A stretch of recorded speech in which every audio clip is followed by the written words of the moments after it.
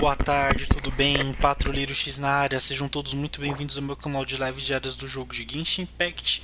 E hoje, pessoal, eu estarei fazendo a missão do Arconte aqui, chamado Rei Deshret, né? E os Três Magos, que é essa missãozinha aqui do Arconte. Para a gente estar iniciando ela aqui diretamente, não sei porque o meu analógico está travando aqui. O Guardião da Vila Desaparecido, que é o nome da missão.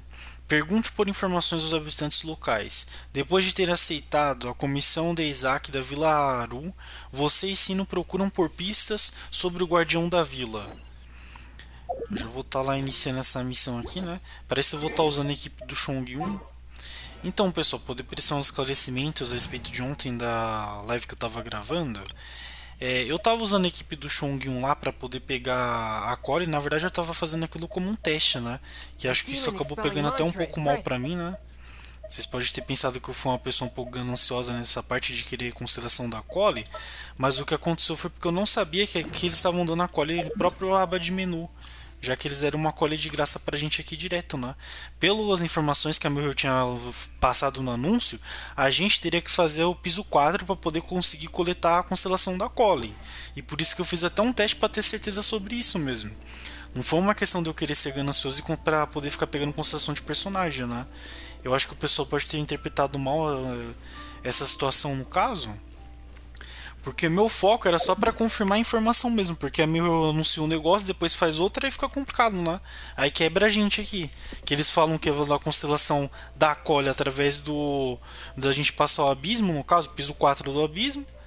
Aí eu fui lá pra testar e por isso que eu usei a equipe do Chong-1 pra isso, né? Deixa eu até montar a equipe do Chong-1.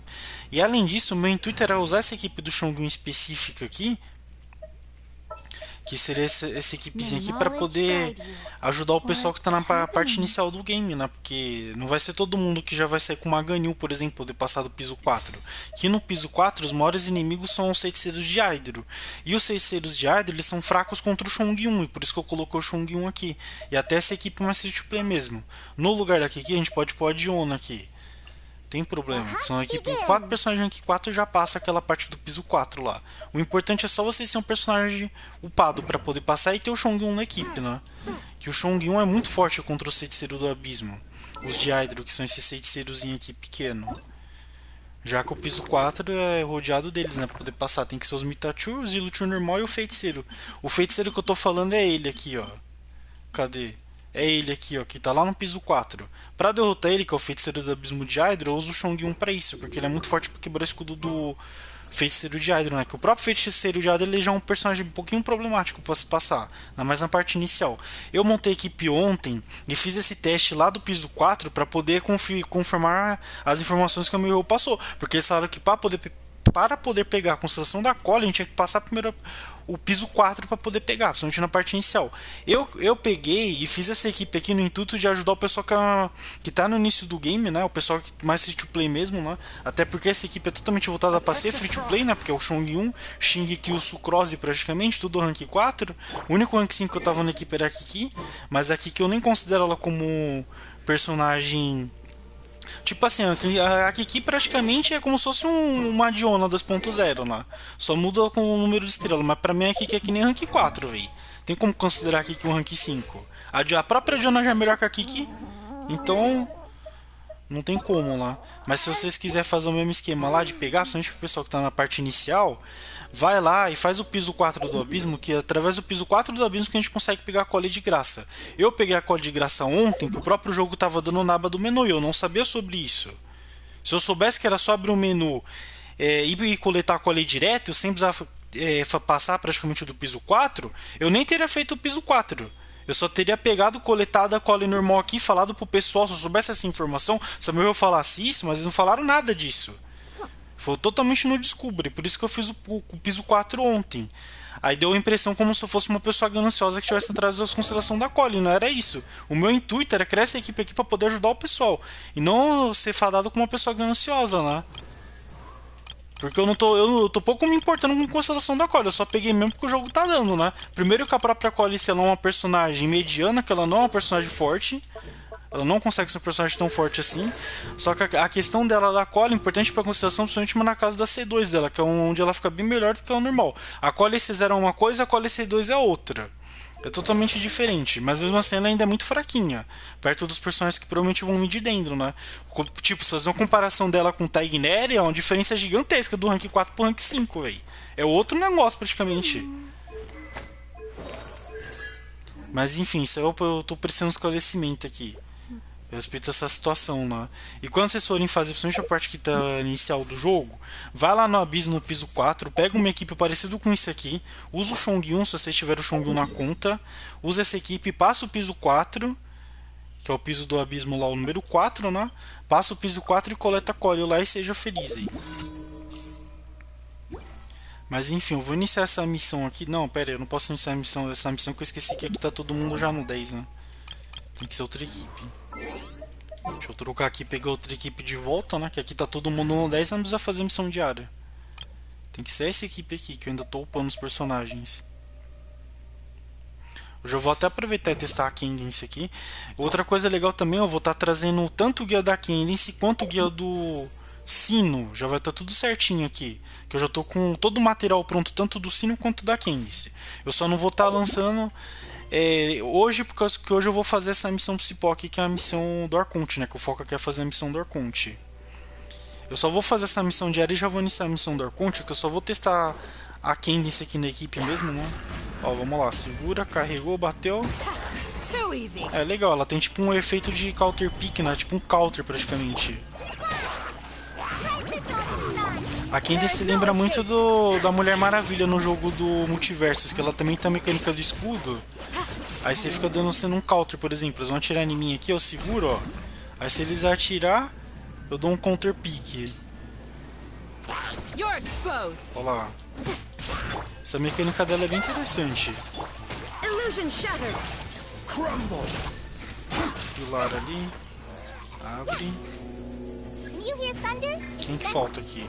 Ó, tá vindo com tudo aqui, ó. É, o único ruim é que quando ele te dá um ataque, ela já estoura direto. Hein? O legal também é que eu consigo fazer isso aqui, ó. Eu vou agora aqui ativar o Supremo da Candice, agora eu tô dando dano Hydro com o Zong, ó lá, ó. Tô batendo e dando dano Hydro. Eletrificamente carregado com o Zong, ó. Isso aqui é o efeito do Supremo da Candice, que é bem maneiro. Nossa, eu errei completamente o combo, mas vamos lá. Esse Supremo dela é bem da hora, que quando eu uso o Supremo da Candice, ela converte todos os outros personagens que são lanceiro, espadachim. Eu acho que é lanceiro, espadachim e usuário de espadão, né? Deixa eu ver aqui, só pra ter certeza. É isso mesmo, espada. São os espadas usuários de espada, espadão e lança, obterão encantamento e Quar. Qual não? Hydro. Ou seja, a Candice ela vai fazer o Zhongli dar todo o ataque básico do Zong vira dano elemental praticamente de Hydro. Isso é bem maneiro. Aí, por exemplo, como eu tenho a Raiden junto, se eu uso a habilidade da Raiden, uso o Supremo da Candice e bato com o Zong fica dando eletrificamente carregado do ataque básico dele. Isso fica bem da hora. Que ele já pode querer escudo, dar uns ataques de eletrificamente carregado, né, por causa do efeito da habilidade da Raiden com o Supremo da Candice. Fica bem bacana mesmo. A Candice é um personagem bem interessante, para pensar. Bem maneiro o estilo dela de luta. Porque aí você tem esse poder do escudo aqui, ó. E você fica tipo rotacionando, ó. Na hora que o personagem te acerta, você vai lá e dá uma lançada neles. Ah, mas enfim. Ah, além disso também eu peguei uma conquista aqui secreta, ó. Deixa eu até pegar e falar pra vocês aí. Lá na parte do deserto, eu não sei como é que eu peguei essa conquista aqui chamada Cidade Ilusória, que eu tava formando junto com meu amigo mais cedo, de manhã. Aí nessa, junto com o meu amigo eu já aproveitei e formei algumas coisas também e já abri a parte do mapa aqui. Que eu tava já aqui na parte Sumeru, né? Ó, que eu já abri umas partes do mapa aqui que ontem não tinha, né? Eu já achei também um puzzle aqui pra gente poder fazer, ó, o puzzle das torres, que eu não sei como faz, eu já marquei ali. Eu já achei outro negócio também, que esse selo sagrado é um outro puzzle, que é puzzle de um obelisco que tem, acho que é aqui, se eu não me engano. Que a gente tem que fazer tipo um puzzlezinho do obelisco pra poder coletar provavelmente algum baú. Aí tem um mausoléu também que a gente não explorou. E também tem um boss aqui, aqui já acho que é o boss, ó. Matriz de controle semi-perpétua. Essa matriz de controle é o boss que tá aqui na aba de menu. Na última parte ali, ó. A aba de evento, na verdade, não. Menu de evento aqui. Matriz de controle. Ela tá ali. Ah, e outra coisa também que eu achei o outro boss, que é o novo boss, que ele também tá aqui na parte Sumeru, só que tá pra cá, ó. Cadê?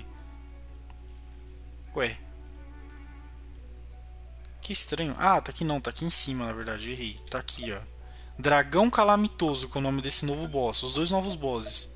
É o dragão, que vai estar dando esse material aqui, ó, calibre perpétuo, e ele tá bem em cima da montanha de Vancata. Pra poder chegar nele, provavelmente a gente tem que dar um TP pra cá e sair voando pra poder chegar lá, se ele estiver na parte de cima. Agora, se ele estiver na parte de baixo, a gente vai ter que entrar nessa caverna secretinha aqui, ó. Aí dá um TP pra cá, e depois usa o negócio de dendro e sai teleportando até aqui. Que tem uma caverna nessa posição. Eu não tem como saber se o boss tá em cima ou tá embaixo, né? Que tem que ir lá ver pra poder ter certeza. Se ele estiver por cima, tem que vir por aqui. E se ele estiver por baixo, tem que entrar nessa caverna daqui. Porque provavelmente ele pode estar aqui no meio, né? Mas isso a gente vê outra hora. Aí na parte aqui que abriu, eu consegui já abrir as estátuas do 7 também. Eu só não consegui abrir essa aqui, que essa aqui tá com algum tipo de selo, né? Que provavelmente a gente vai abrir na missão. Alguma coisa nesse sentido aí. De resto aqui eu já até explorei pra caramba também. Deu uma explorada geral mesmo, pra poder verificar. Tá bem maneiro essa área aqui toda do deserto. Eu já liberei esse domínio também, ó, junto com o meu amigo. Jardim dos Pilares Infinitos. Aí eu só não consegui liberar esse domínio aqui, que eu acho que esse outro domínio a gente tem que liberar através de uma missãozinha. Que pega por aqui, que eu tava vendo no vídeo mais cedo. Ah não, esse aqui não, esse aqui na verdade, né, que é esse primeiro aqui. Que é uma missão que tá aqui perto de um personagem da Vila Aru aqui. Que já vai liberar esse aqui, que esse aqui tá a parte de baixo. E aqui pra frente eu não sei como libera, tenho a menor ideia. Tem um bicho me atacando aqui do nada. Ó, vamos lá, vem. Cadê? Não bateu? Ué? Ah, agora ela deu counter. É, o único ponto negativo da Quem é que a gente tem que ficar esperando o bicho nos atacar, né? Poder aplicar o dano máximo dela. Ou você pode você pode ficar segurando e depois dá, tipo, segura até o fim e ela mesmo já estoura. Dá pra fazer também. Aí depende muito da mecânica como você queira usar ela, provavelmente. Tá, vamos lá. Eu já vou aproveitar que tá aqui, vamos lá fazer as missões na diária.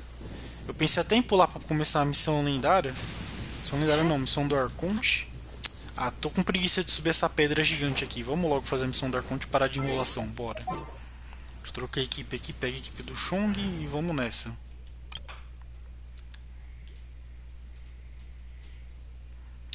Tá, aqui eu acho que eu vou manter a Diona, que a Diona é aquele escudo pra gente. Só ver uma coisinha aqui se tá tudo certo pra Diona. Tá, beleza, aqui tá tudo certo. Tem que só aumentar esse aqui. Que faltou aumentar. Bônus de cura.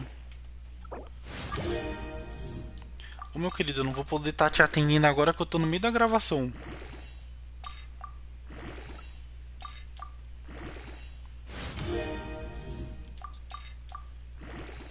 Terminar de upar a Diona aqui, só pra... Acho que tá bom já, 19, tá bom. Acho que eu não tenho mais... Acabou meus artefatos. Deixa eu ver quanto que de cura que ela ficou. Tá com 49 de cura, 125 de taxa, tá com a taxa baixa. Tá, eu podia colocar de vinda, ó, vida e cura.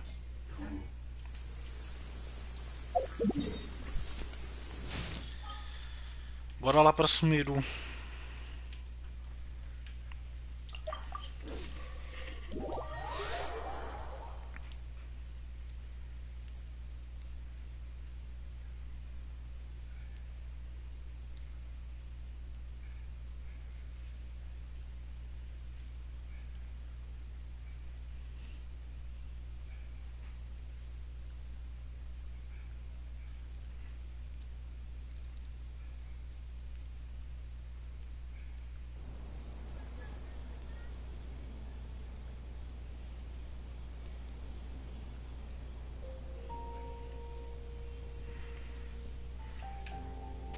Eu tô pensando até em atirar no sino pra fazer uma equipe de intensificação bem maneira, já que eu tenho a Ride e tenho um Zong ali, então ficaria bem da hora. Seria uma equipe onde eu colocaria o sino, a Collie, a Warden e o Zong, porque a Warden e o Zong eles são excelentes suportes pro sino. A Warden para ser a bateria da equipe, a Collie para aplicar o elemento dendro. Como não tem a Nahida ainda, né, que a Nahida ainda tá pra chegar. Calma, o que era pra fazer aqui? Ah, era missão, né? Tá, vamos lá. Aperta aqui. Eu tô pensando que eu vou pegar o negócio de ar, eu tô ficando doido. Eu esqueci que é na parte do deserto. Ok, vamos lá, iniciar a historinha aqui. E dá-lhe.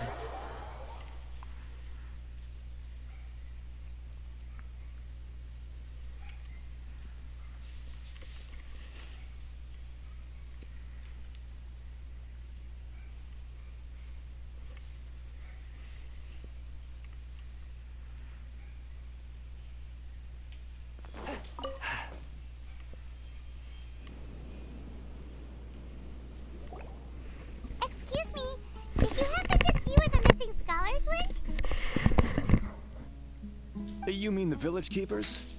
Oh, let me think. When I was eating dinner the other day, I saw one of them by the side of the road, muttering away and eating mushrooms and tree roots. They shouldn't go around eating that kind of stuff. Okay. Did you notice anything else? Anything else? No, I think that's all I have to tell you. Sorry.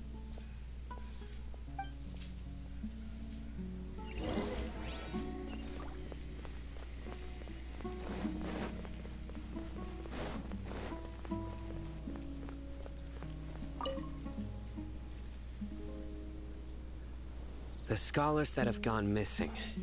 Have you seen them? Those eyes. Those fierce eyes.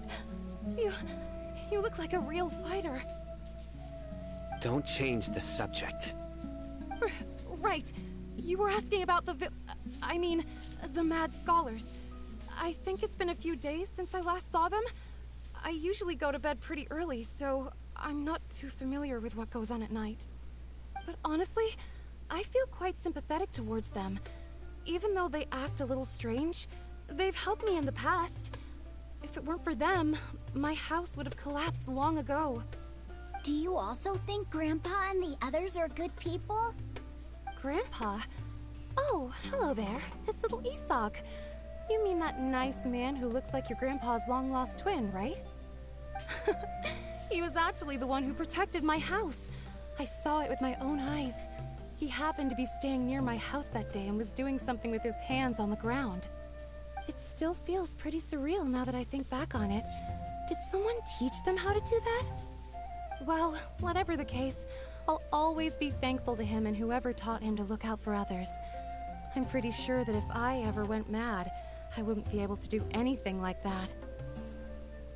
Gotcha. Thank you.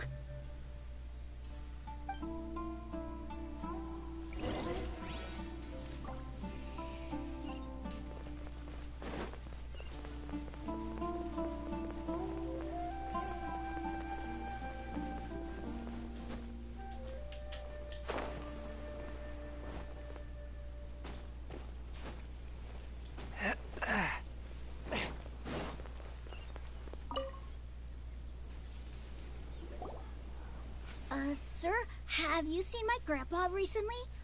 You know, the one who likes to sit and space out near the village entrance. Oh, well, if it isn't Isak.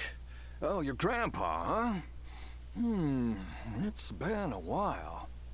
The last time I saw him, he was spacing out by the road as usual.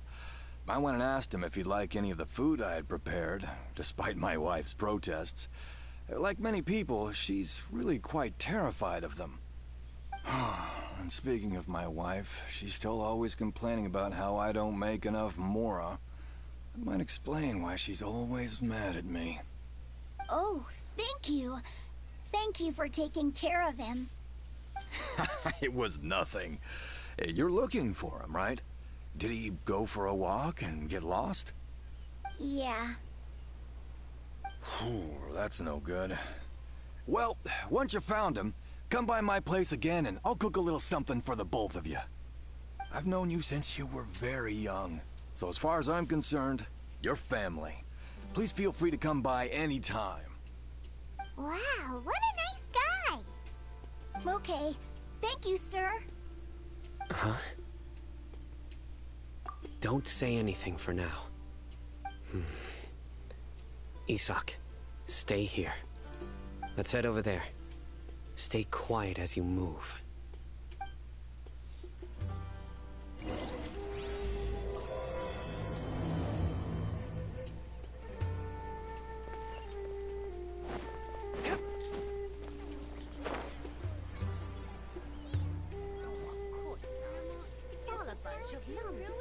Listen, see if you can make out what they're saying. Have you heard? The mighty Scarlet King, the sovereign of our faith, will soon return to this world. Yes, of course I have. The Scarlet King is the one and only true ruler of this land. I've never believed in any other gods. Still, you say he's coming back, but It sure doesn't feel like life's about to change around here anytime soon. What's your proof? Haven't you noticed? The village has been getting more deranged scholars than ever. Delavar was saying that many people also went insane just before the fall of the Scarlet King civilization in ancient times. We don't quite know why, but it seems like there's some sort of connection between insanity and the Scarlet King. Isn't it a sign of the Scarlet King's power that all the mad scholars have disappeared? If you ask me, they must have been chosen as the final sacrifice for the Scarlet King's resurrection. Huh. Now that you say it, that does make some sense. Does this mean our lives are finally going to take a turn for the better? Exactly. Those city folks will get what's coming to them. Now, repeat everything you've just said from the very beginning. Huh? Who are you? Where did you come from? My patience is running thin. You heard what I asked.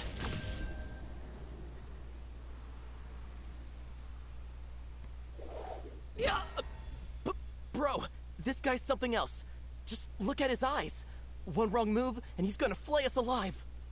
Let's not get on his bad side, okay? I am no match for this guy. Oh, okay, good sir. What is it you would like to know? Tell me about the Scarlet King's resurrection. Well, I only know a few things from hearsay. I went for a drink the other day and heard others talking about a rumor that the madmen will disappear, and that the Scarlet King will return to this land. I'm not making this up, I swear! Hey, go on, keep talking. It's true. It's all true, sir. We desert folk have had more than enough of those people at the academia. They keep sending us all their mad scholars and won't let us have a good life. Would you want to live like this if you were in our place? The radicals were even more thrilled than me when they heard the news.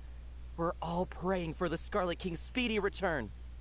Delavar also said that once the Scarlet King returns to our side, it's only a matter of time before we conquer the land on the other side of the wall.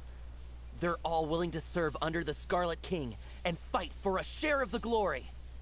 Is that so? Seems like he still wants to know more. Keep talking. Got it. At first, I told myself it was just the drink talking, but then all the mad scholars vanished without a trace, just as the rumors said.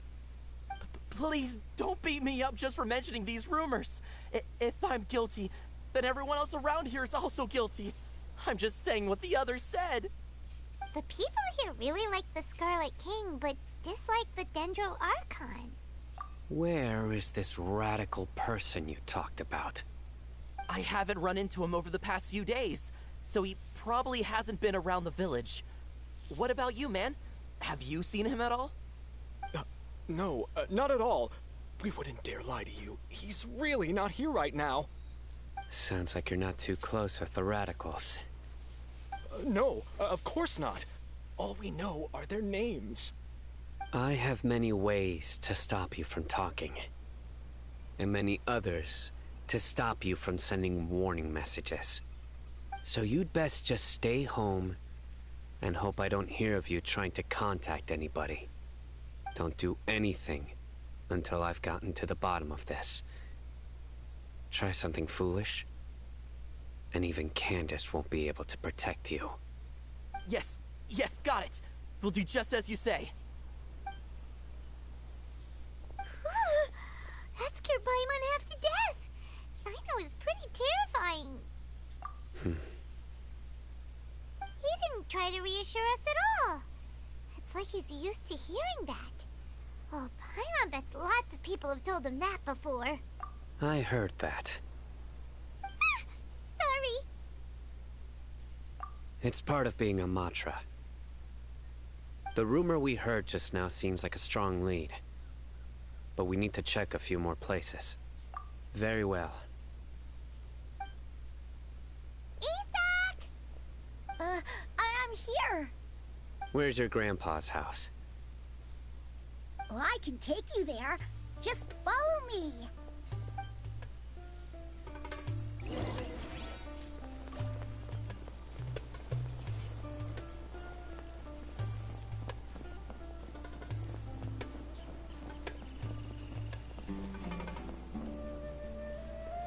Grandpa? Oh, he likes to be alone.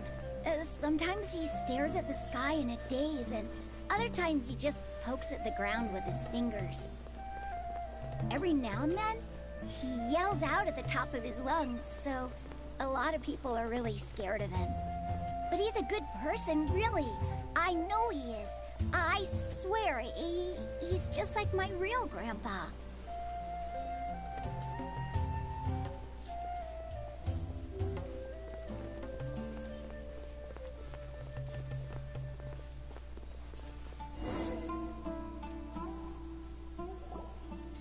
Well, this is where Grandpa usually stays. There sure isn't much here. No. Incense? Please don't say it's the same one as before. But are you okay? Are you getting dizzy or need to lie down? There's a scent that you can sense, but I can't. A certain traveler here once passed out from that smell. Thankfully, Tighnari saved the day. And then he gave us a long lecture to explain all about how it worked. So, you know Tighnari? Huh? You know him too? Are you two friends? Yes. Now that I concentrate, I can also make out the scent of incense. Wait, surely Tighnari didn't lecture you too? No. No need. Did you first encounter this scent at Tighnari's house?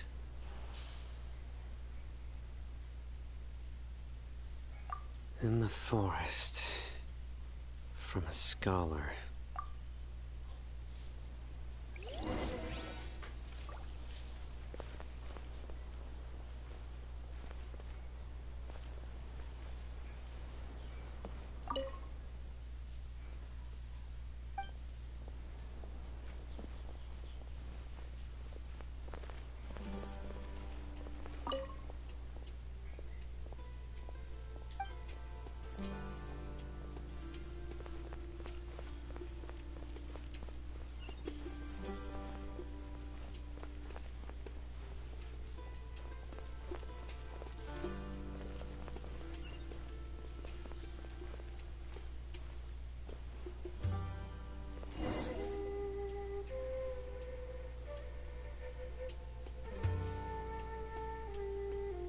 What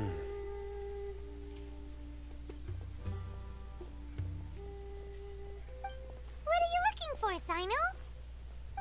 Here it is. Take a look right here. Paimon doesn't see anything. Although the traces have been completely buried in the sand, there are footprints here. From the size and shape, they belong to an adult male. This pattern is a common one from this area. Local shoes. This was probably someone from the village. The scent is quite faint, but still extant. The footprints head in the direction of the door. But who would come looking for Grandpa? He doesn't have any friends. We'd have to ask whoever lured him away with the incense. Huh? So you can lure someone away with just a scent? Hey! What's wrong with liking good food? Everyone's got something they love in life. Exactly. Most scholars are fond of incense, since the smell supposedly helps them clear their minds and discover new knowledge. Even deep within the clutches of madness, they still yearn for their knowledge-seeking days, and will follow the scent whenever it presents itself. No, Grandpa. So, someone's taking advantage of their weakness? Huh. Still, why would anyone want to abduct all the scholars? Are the rumors really true? Could the disappearance of all the mad scholars have something to do with the radicals? It's highly likely. Please, you have to save my Grandpa. Grandpa's never done anything wrong. Please help him. Sounds like we'd better help get him back. Don't you worry, Isak. We won't let whoever took him get away with it. Let's head to Aru Village and inform Candace and the others about what we learned here. After that, we'll set off to find the scholars.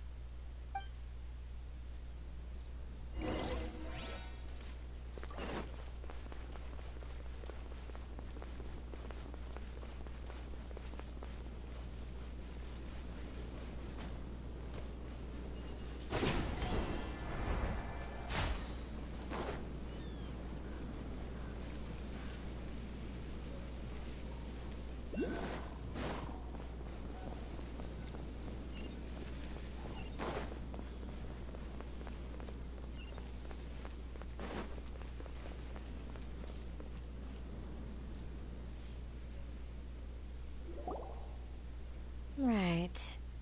The darker fabric definitely looks a lot better. That'd be my choice, too. We're back, Candace! We've got a lot to tell you. Ah, welcome back. Sounds like everyone's friends already. Oh, Dia's here too! You bet. So, everything goes smoothly? Reasonably. Alhaitham didn't go with you? We haven't seen him at all. Huh. I saw him around the village entrance earlier and figured he was investigating with you. I guess he must have gone off on his own. Did you find out anything useful?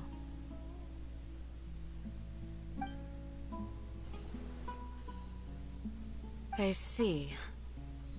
So someone used a kind of incense to lead the exiled scholars away from the village.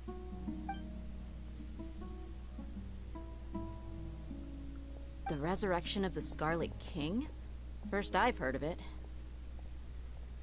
Far as I know, the kind of incense you just mentioned is only popular beyond the wall. Scholars are fond of it, but as you can see, there aren't many scholars still studying around these parts. No seller would be able to make a profit here. Not to mention, making incense is a labor-intensive process.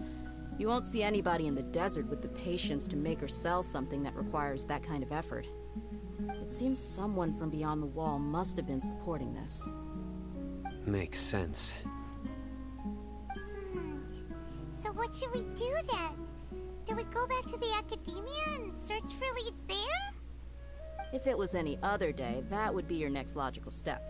But today, you've got me on your team, so you get an extra tip. Didn't you say that the villager got his news from the tavern? Well, I also like to drink at the tavern, so I know a thing or two about these radicals he mentioned. If Paimon remembers correctly, the leader of the radicals is some guy called Delavar. Ah, yeah. Delavar, the scar-riddled bandit, Enger, the wide-eyed butcher, and Jabari, the duck-tailed bearded crook. The whole lot of them are known around these parts.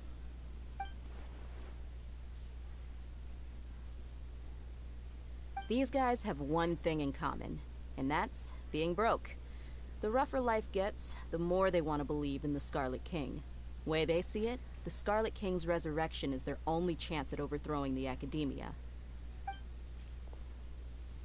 Throwing all of Sumeru into chaos is the only way to change the way of life here in the desert. Anyway, that's my guess why they've chosen to become radicals. Tia! You're amazing! You really know this place inside and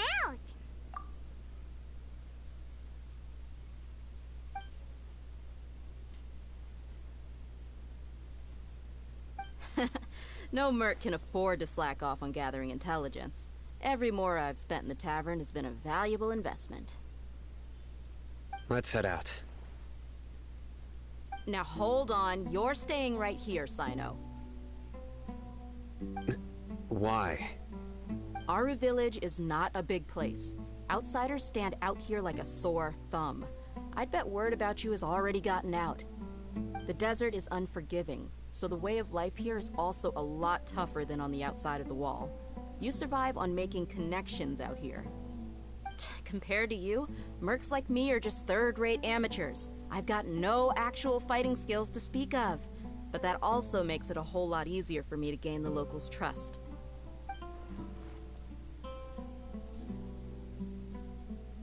I need to go around and ask some questions. But it'll be difficult if you're with me. Fine. Good. Then we've got a plan. The Traveler and Paimon will go to Caravan Rebot with me, and we'll try our best to figure out where the Mad Scholars have been taken. Sino, you'll have to stay in the village and continue investigating on your own. Alright, sounds like a plan.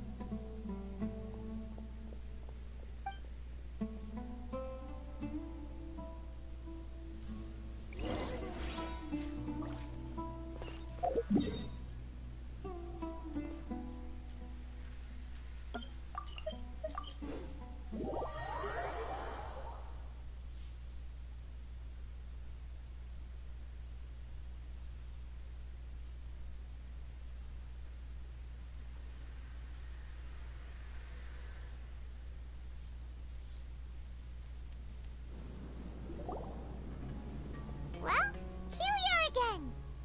Sounds like you're starting to get familiar with the area.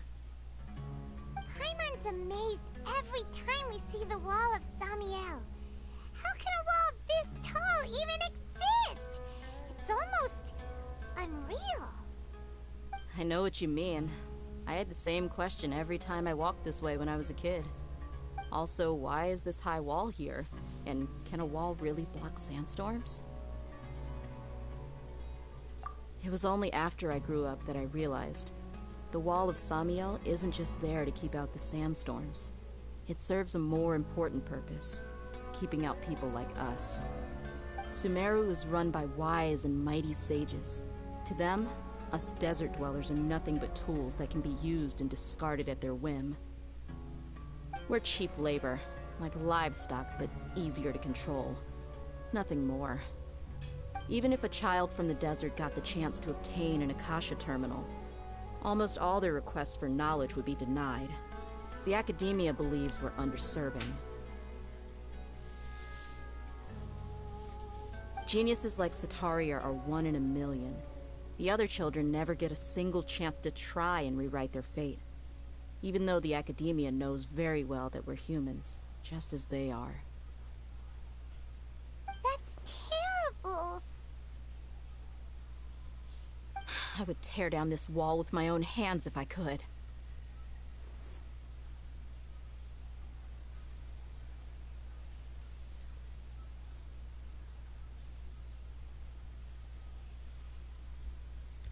Hey, Dia. You're not thinking about doing anything scary, are you? No, not at all. This place just gets me thinking, that's all. Besides, we're here to procure information, aren't we? Yep, we gotta catch those... Shh. Caravan Rebot is crawling with people, so be careful what you say. We don't want anyone to find out what we're here for. Our mission started the moment we arrived here. Let's go check out the tavern. Maybe we'll find someone I know.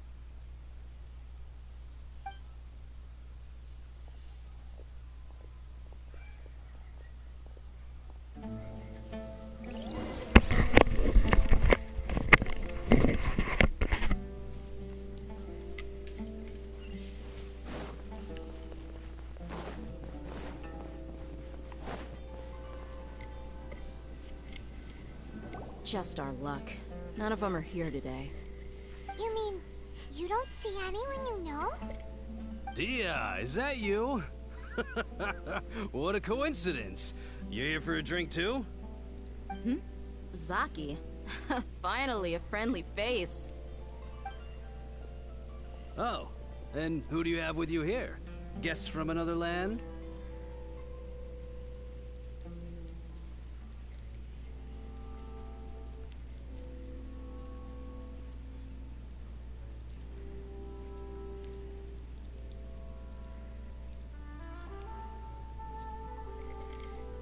Hello. I'm Zaki. Dia's, how would you put it? Drinking buddy? We've had drinks together a few times. You could say we go back a ways. Anyway, as far as my friends here, they aren't too shabby, are they? You rarely see any Outlanders so friendly and respectful nowadays. Absolutely. Much better than those people on the other side of the wall. So, Dia, are you looking for someone? Yeah. Have you seen Enger, Delavar, or Jabari recently? Of course I have. Matter of fact, we were all here drinking together just a few days ago. I've got a spice trading deal from another nation. I thought maybe Delavar and his friends might be interested. Know where I could find him? Ah, how thoughtful of you. Then I assume you also know that Delavar's been having a hard time making ends meet these days, so you came here to help him out? Hey, keep it down. Let's just say I prefer to keep this deal a secret. Y'all at Caravan Rebot are like family.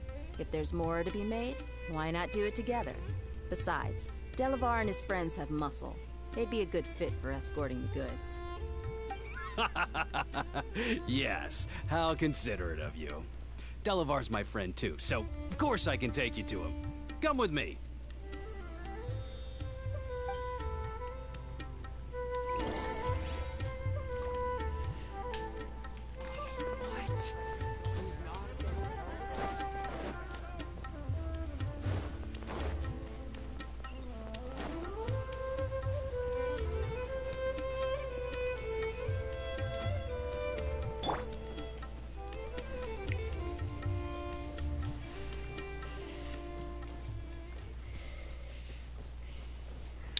Ah, sim, entendi. Então, o Vente ele é um excelente personagem para você poder pegar.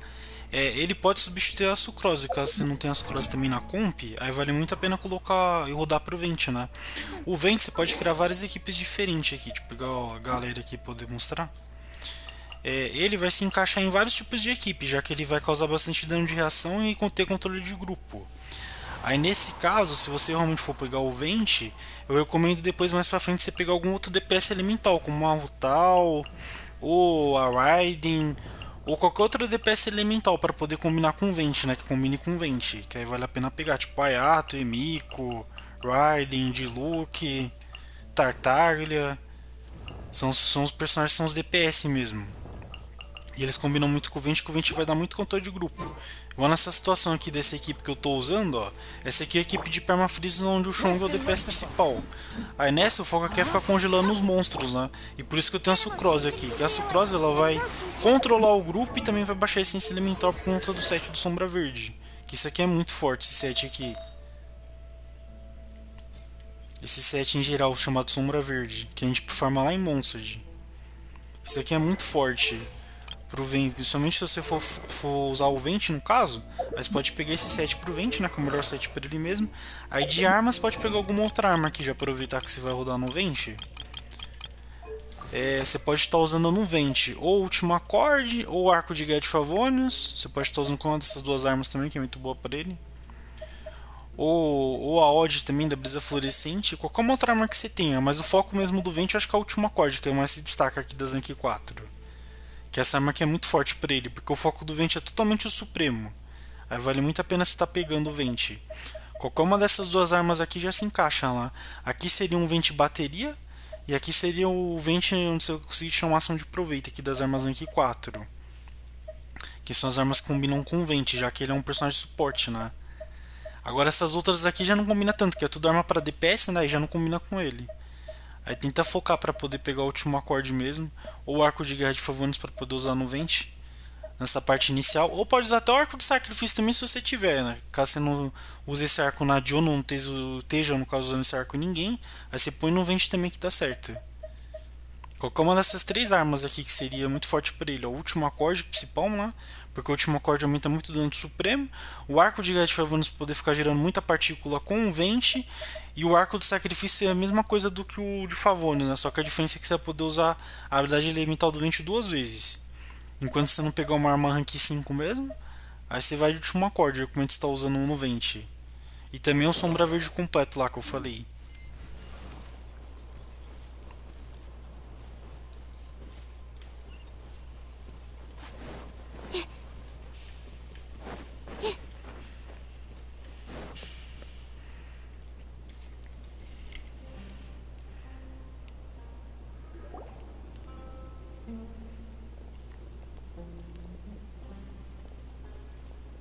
Are we there yet? Yep, this is the place. This place is practically deserted. What are they doing in a place like this?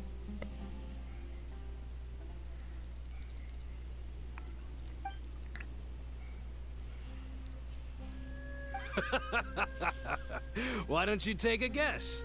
Go on. A wild stab in the dark. You're like lambs to the slaughter. Oh no! It's an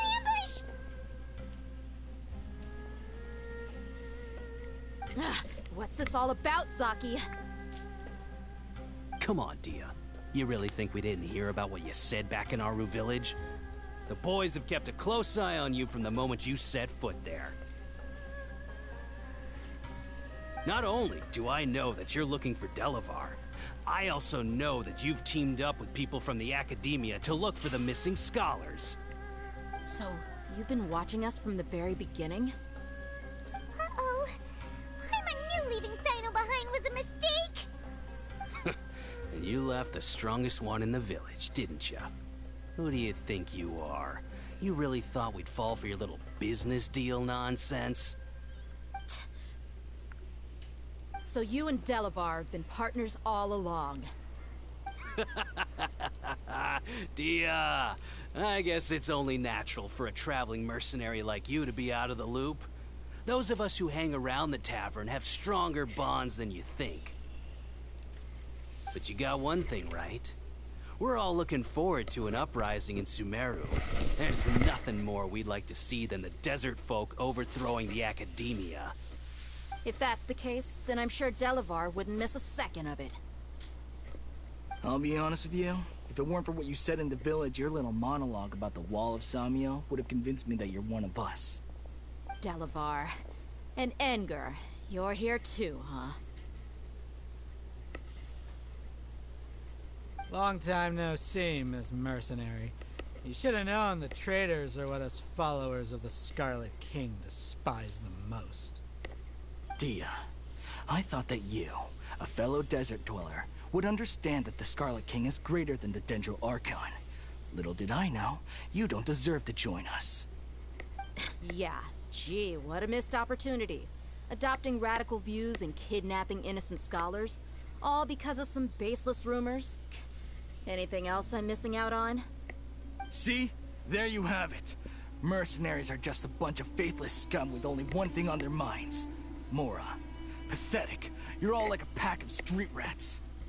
You're not wrong. Mercenaries are driven by Mora, and my faith lies with whoever's paying me. As long as there's a profit to be made, anyone can become my friend. Enough talking! Get him!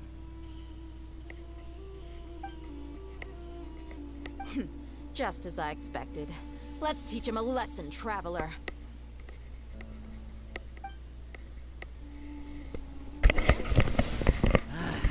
A new punching bag. Can't handle your drink. Think you can witness the power of the wild. Rain out. A touch of frost. Stand clear. I'll submit for judgment.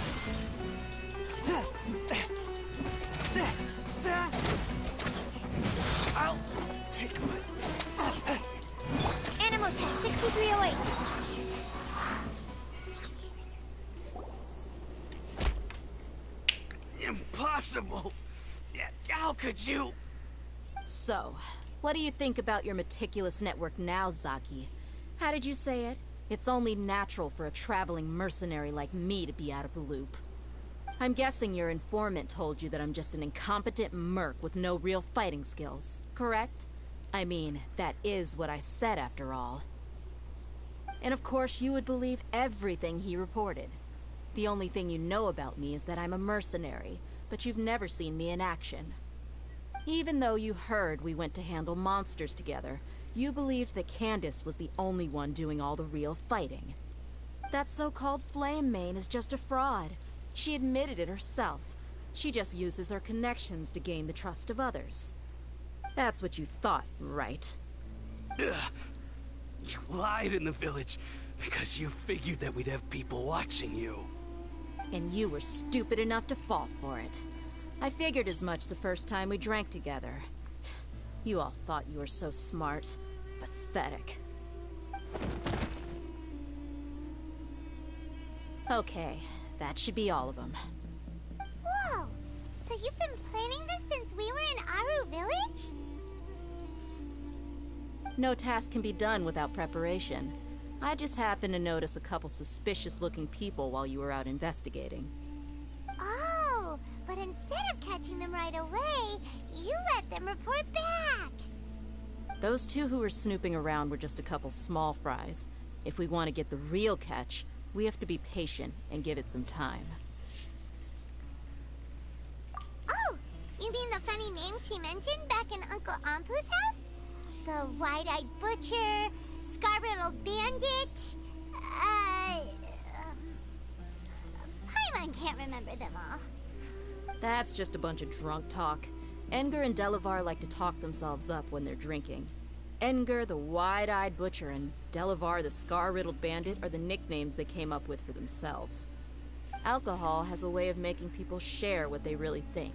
So Edgar and Delavar are always rambling in the tavern about how the Scarlet King is a superior deity. What about Zaki? He's just a numbskull who fell right into our trap. Zaki was probably the best hidden of them all. My initial plan was to find Delavar first, and then try to track him down.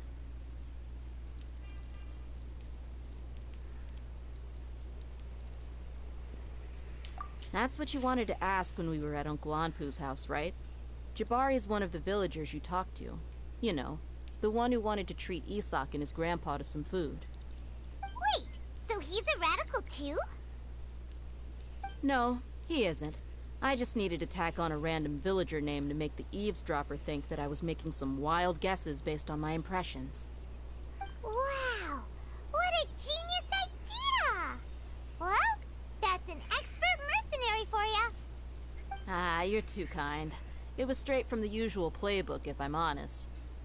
So, that thing you were saying before, is it really true? Hmm? About what? About how mercenaries only care about Mora, and that anyone's a friend as long as there's a profit. Does that bother you?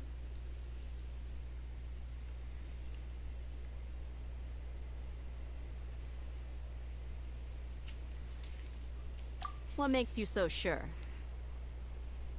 Dia, do you dislike the Dendro Archon like the other desert folk? You two are pretty sharp. No, I don't have anything against the Dendro Archon. I've heard a lot of nice things about the Lesser Lord from Dunyarzad. I can understand her devotion and gratitude. Dunyarzad's just an ordinary person. There's no way a god would be so involved in the lives of everyday people, unless they were truly compassionate. I've begun to realize that the sages are behind everything that's happened recently. The Radicals' blind belief in the Scarlet King, making the Dendro Archon out to be an enemy. It's all the Academia's trickery. But I see through it all. And unlike them, I can never be hostile towards anyone who's never done anything wrong. Dia. Anyway, looks like we're done with business here. Traveler, lend me a hand. Let's tie him up and bring him to the village.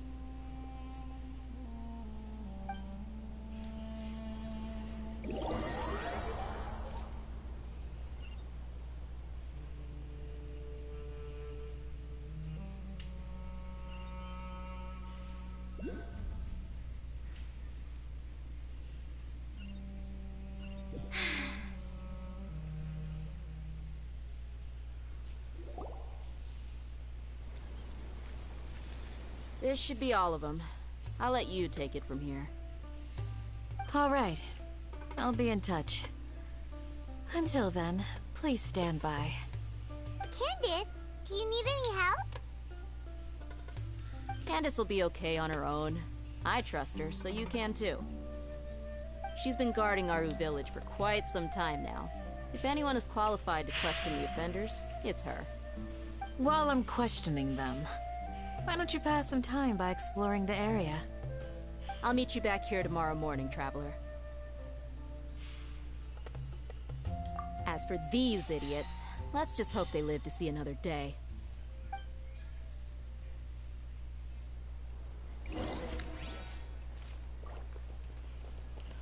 Ok, finalmente acabou o diálogo aqui.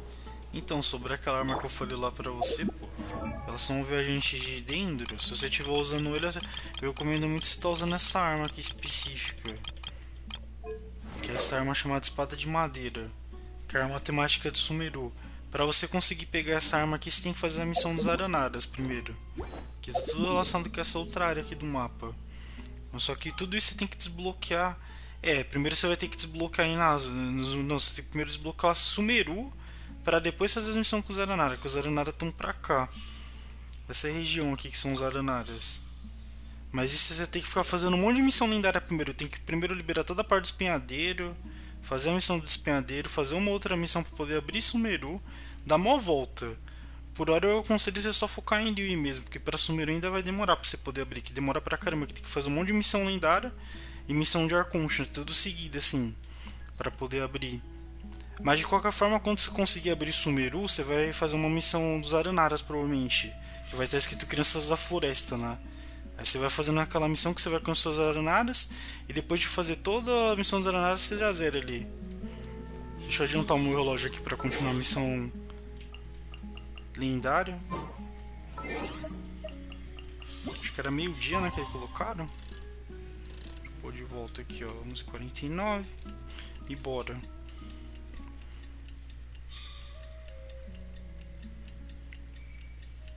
Dá uma pesquisada no YouTube depois pra você ver como você consegue pegar essas armas de madeira, que tem um monte de youtuber falando, né, como você consegue pegar essa espada de madeira e como pegar todas as armas de Sumeru. Que essas armas a gente tem que forjar praticamente. Mas vamos lá, continuar a história aqui.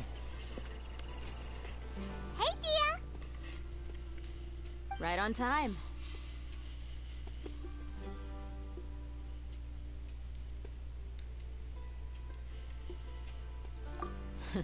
We'll know any moment now. Paimon's been wondering. You seem to know Candace pretty well. Have you been friends for a long time? We've known each other for some time now. She's a pretty interesting person. Even though she's an extremely strong warrior, she never misuses her powers against others.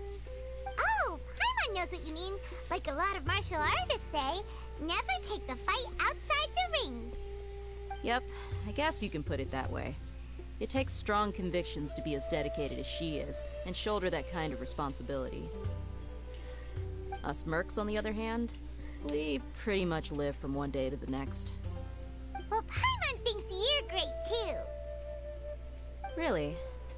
Thanks for that.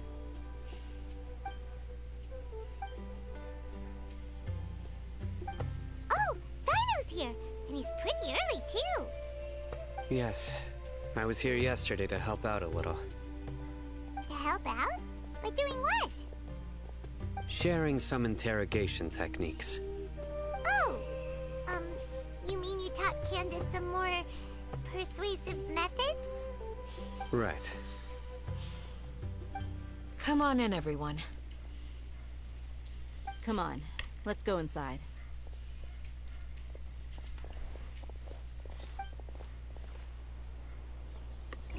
Need to watch out for this.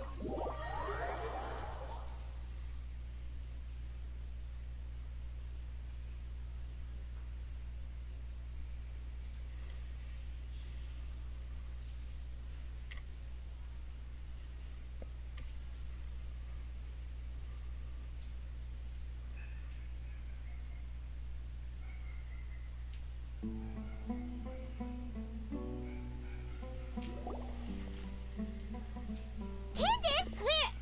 Oh, you look furious. Do I? Huh. What gave it away?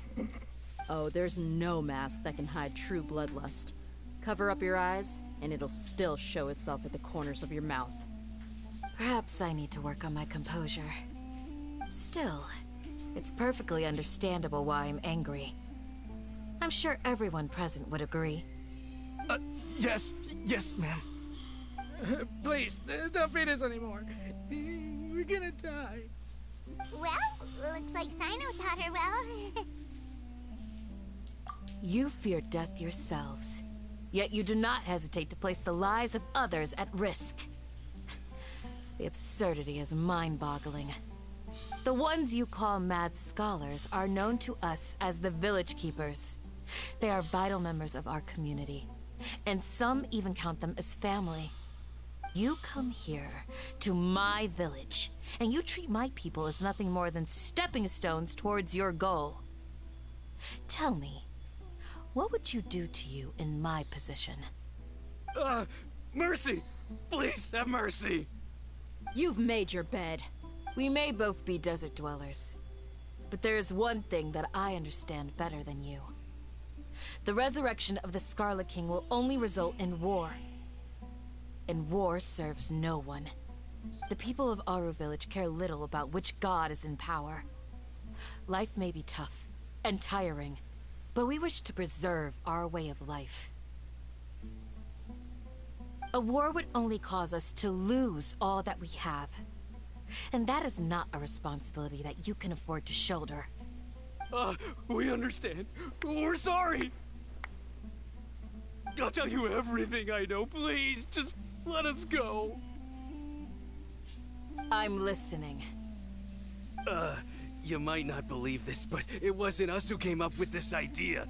Someone was spreading rumors in the tavern. That's how we ended up hearing about the Scarlet King's resurrection. Some mystery man told us that mad scholars will make the perfect sacrifice to usher in the Scarlet King's resurrection. They give their lives, and we can get anything we wish for. They're called Village Keepers. Slip up again, and you'll regret it. Yes, sorry. It was all that mystery man's doing. He told us to spread word about the Scarlet King's resurrection and talk to us into helping him. In return, he said he'll help facilitate the resurrection process.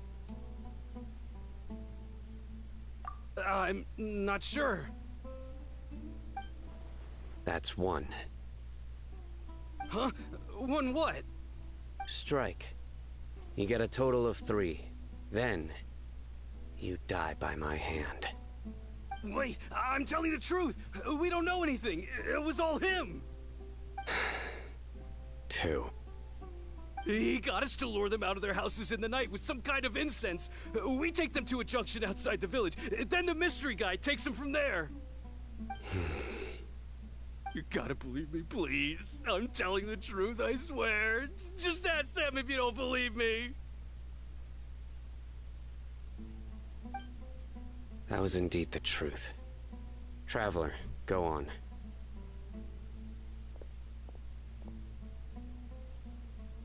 You have to believe me. If I knew that, I would have told you his name right away. I'm not risking another beating to keep his secrets. No way.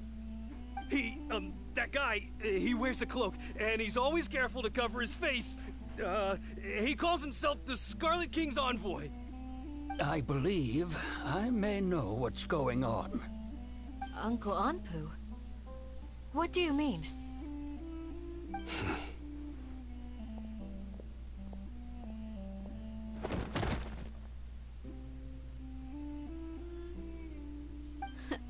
Smooth. Okay, speak. If my suspicions are correct, this mystery man they speak of could be from the Academia. Some time ago, people from the Academia attempted to take the Village Keepers away. I refused, insisting that they are part of our community. It strikes me now that this secretive character shares the same goal they had. Which means it's highly likely that the Academia was purposely spreading a false rumor to trick the radicals into delivering the Village Keepers right into their hands. They were the ones who brought them here to begin with. Now they're trying to take them back? We aren't gonna let that happen. Not the Academia again.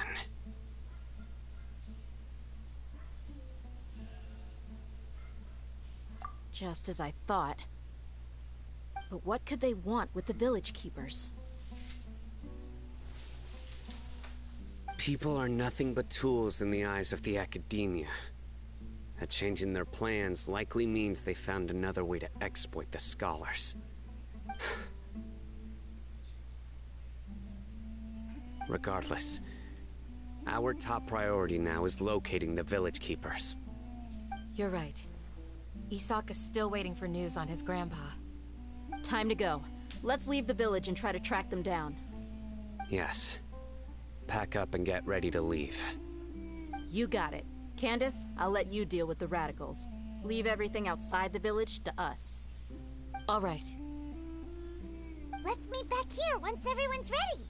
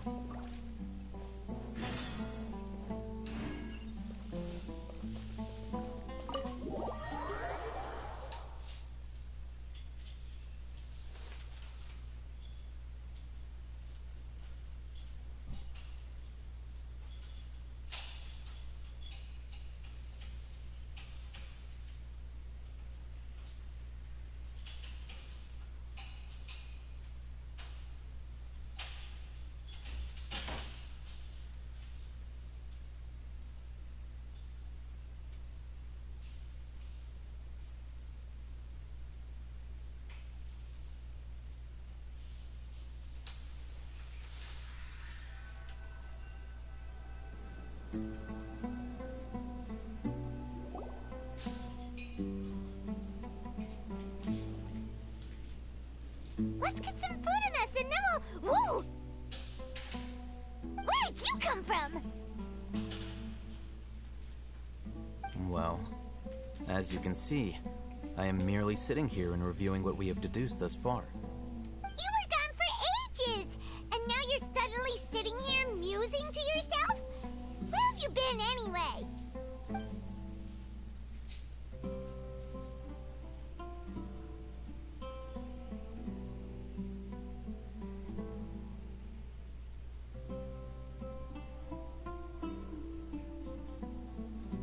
Hey, what's with the silence?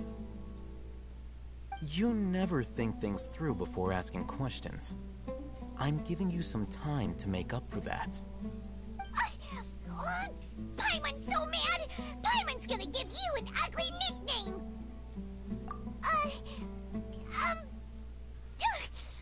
Never mind! Paimon's got nothing. There's just nothing super obvious to pick with this guy. It makes it so hard. Well, you've heard nothing to suggest I left this whole time. So clearly, I stayed in the village to investigate. Anyway, you plan to leave Aru village and keep searching for the truth of this matter, yes? Yep. We're not gonna find out anything more by staying here, so we thought that we might as well take the search elsewhere.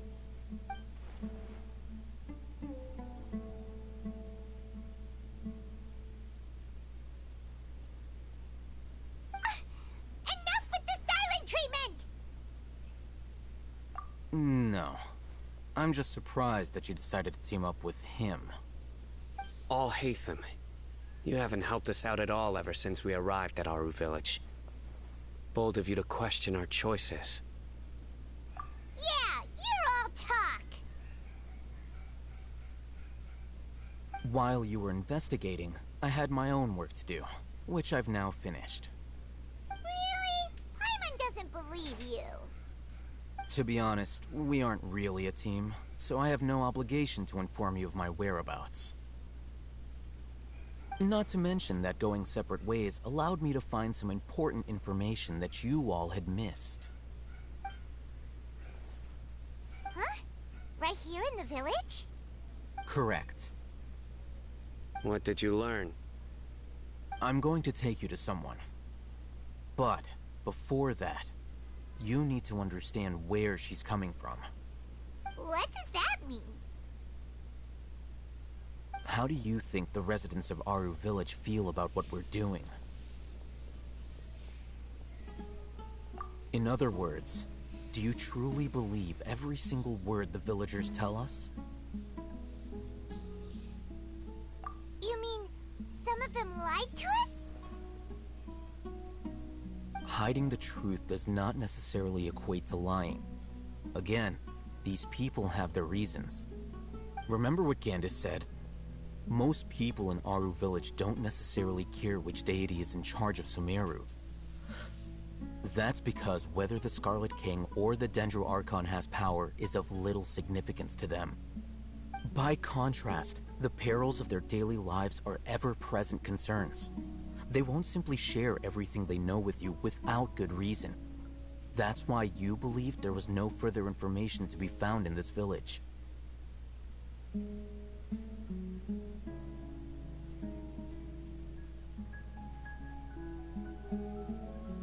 Glad you're following along.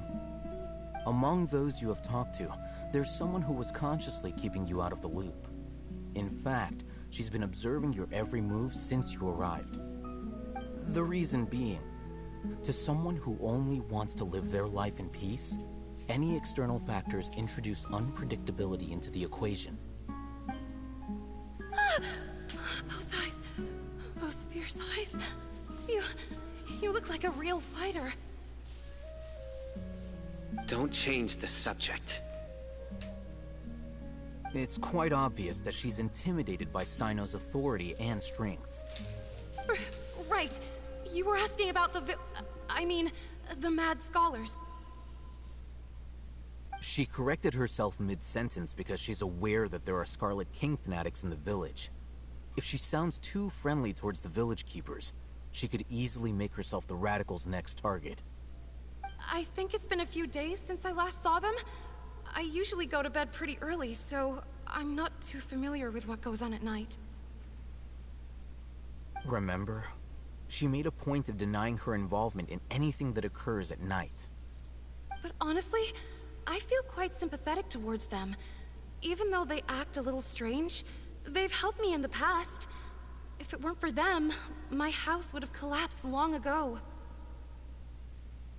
After speaking to the village chief, it became clear that the village keepers had protected Aru village at night. In other words, the young miss was very much awake during that time. Then why would she lie? By getting involved with an outsider, she risks drawing unwanted attention to herself. As for why she might be so wary about all this, maybe you should ask her. I'll pass on this one. You said that she is afraid of me. If so, it's best if I stay out of this. We're on it!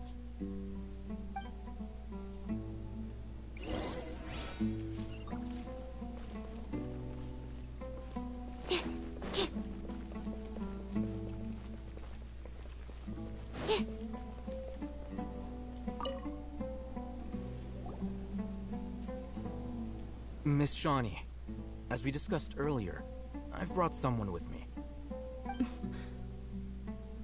Mr. Alhaitham, I'm aware of where you stand, but how can I make sure that your friends think the same as you? Huh? What do you mean? We need to clarify our stance or something? Go ahead and talk to her. You'll get the answers you want. Go on. Earn her trust. Is it really that simple? May I call you Traveler? Hi, Traveler. I want to ask you something. Do you think the resurrection of the Scarlet King can truly change Sumeru for the better?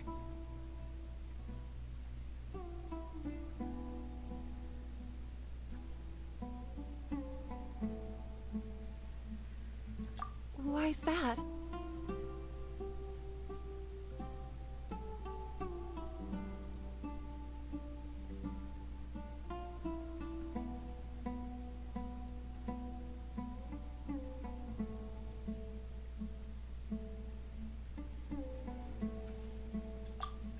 That's very similar to what Miss Candace says. I know you two are friends. That's why I'm willing to talk to you, even though I do have some reservations. Before, I wouldn't even have the courage to ask something like this.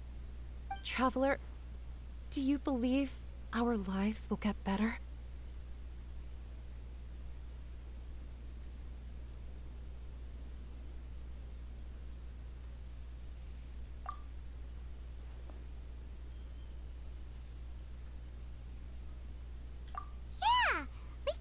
From another nation, so it isn't wrong of you to be weary. And we aren't really residents of any one nation. But even so, we've met lots of people from different places, and we've always fought for what we believed in. We have friends in Sumeru, and we want to help them. That's why we decided to stay here for a while.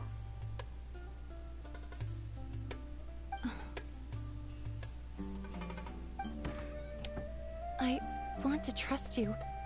My apologies for posing my questions like that. To be honest, I didn't expect you to come back for more information.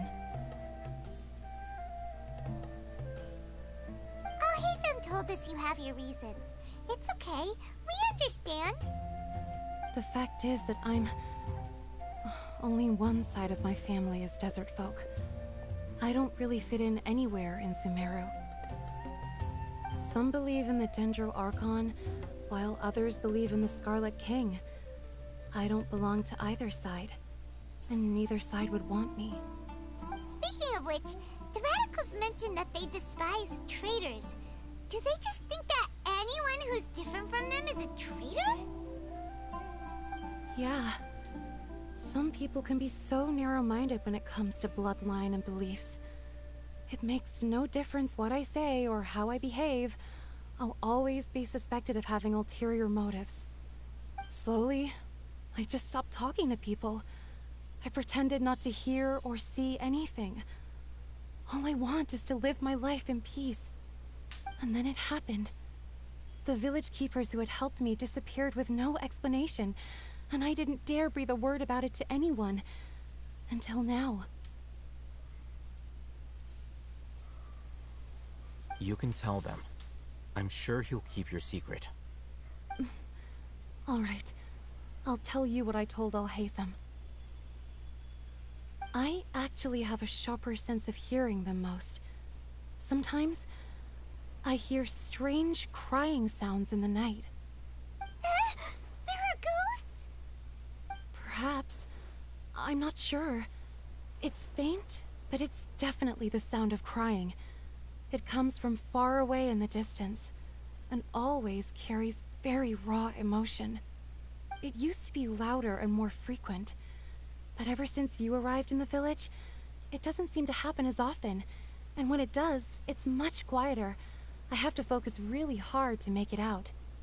I confirmed this with the guards on night duty. They also have someone with a good ear, and he's heard similar sounds at night. But because we're in the middle of a desert, he would rather believe that they are the cries of beasts than ghosts. There's really nothing around these parts, except for an old hospital not far from the village. I think they used to use it for treating Elazar, but it's been abandoned for years. Yeah, let's go!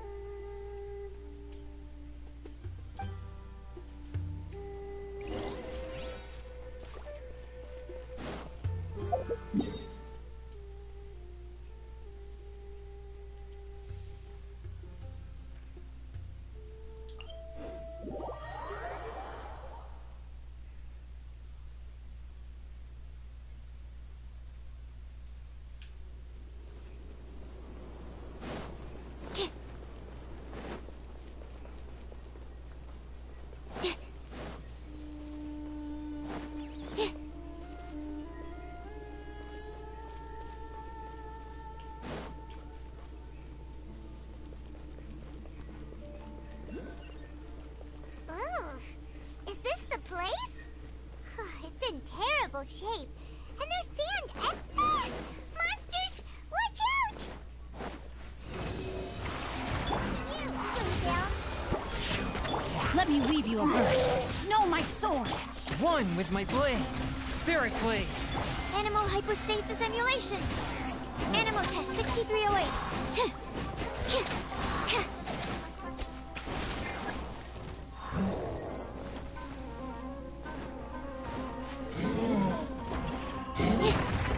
Absorption test. Can't handle your dream. Sketch. Witness the power of Gugwa. A touch of frost. Submit for judgment.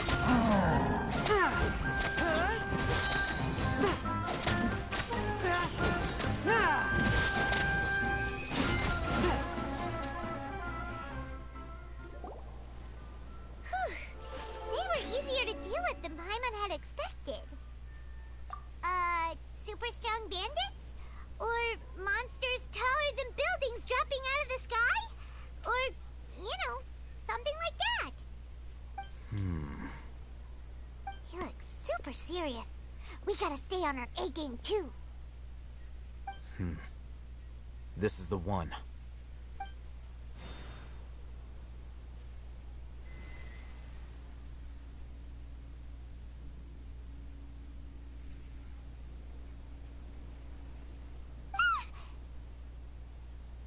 Let's go in and take a look.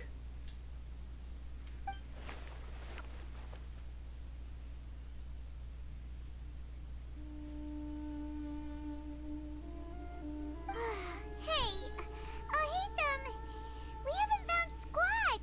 Are you sure we aren't wasting our time here? Patience. Shawnee says she only hears the crying at night. We have time to burn. Until then,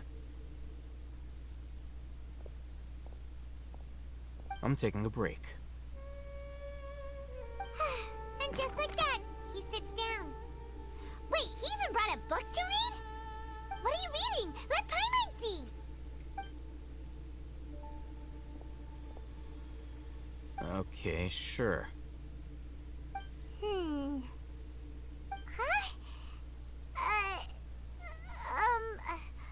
The natural position, which is the positional propensity of an entity in natural motion in contrast with an object in forced motion?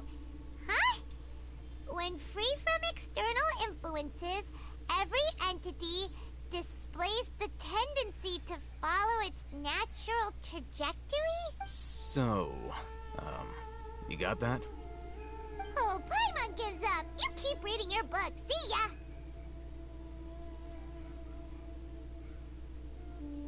How is he so relaxed? Look at him, reading an impossible book in a creepy place like this.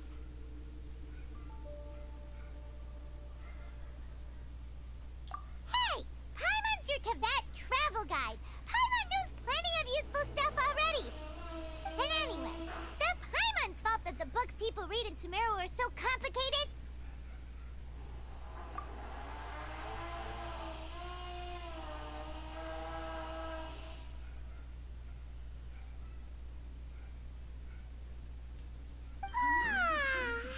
Paimon's getting so sleepy.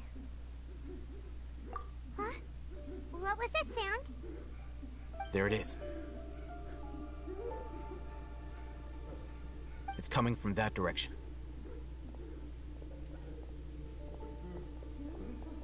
Is the sound coming from here? Huh. Paimon's not seeing anything.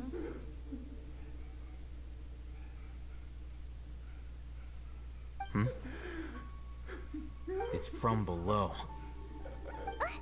But there's no way we can get down there. Something is off about the interior here.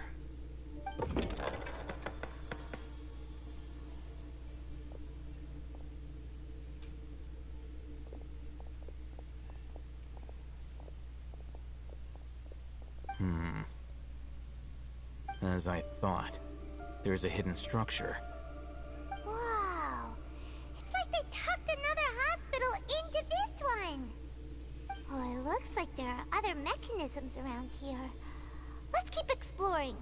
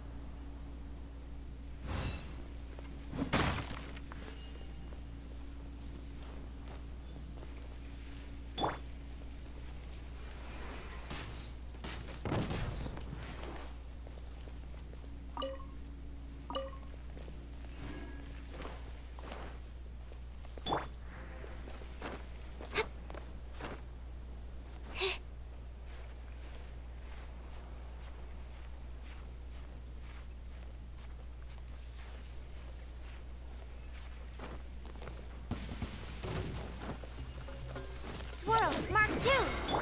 Yeah. One with my blade.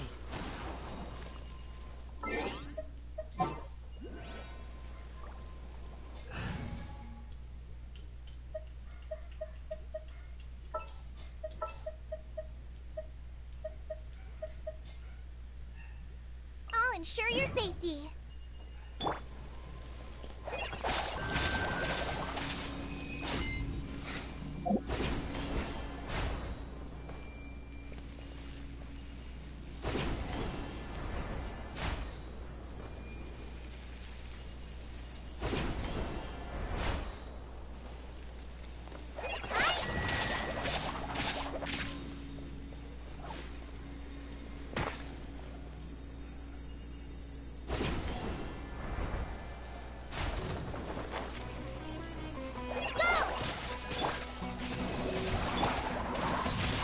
Time to act.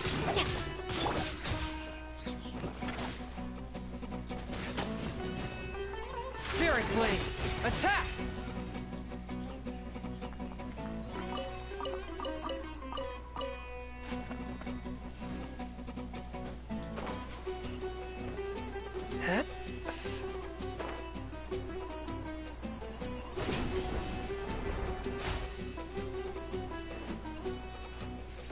Swift and merciful. Let me read you a verse. Rain outlines your... I'll take my Stand clear. Absorption test. Go! Fallen Amber, help! Witness the power of good one. One with my blade. Submit for judgment.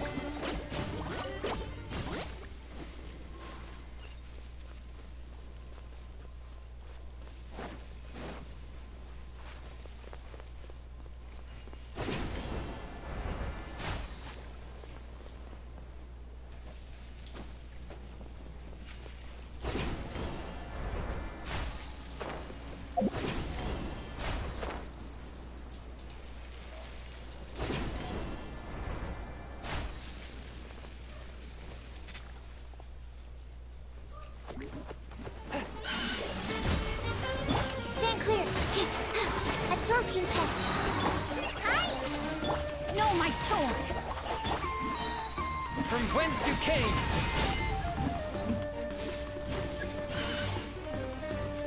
Animal hypostasis emulation. Animal test 6308. Absorption test. Go! Let me read you a verse. Forth my blade.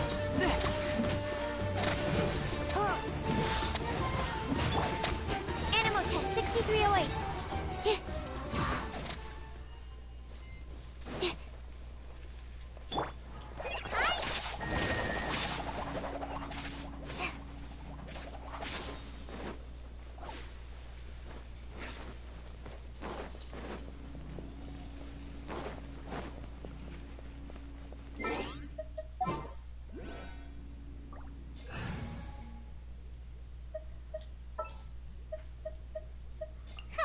Need my help as usual.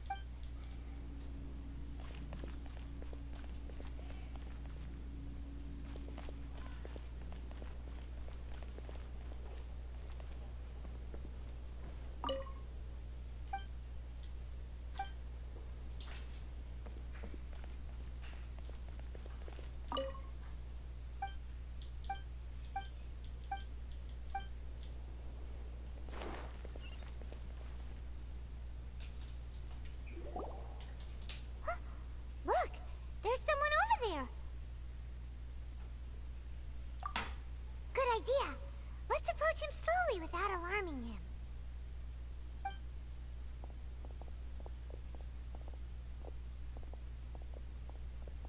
Wait.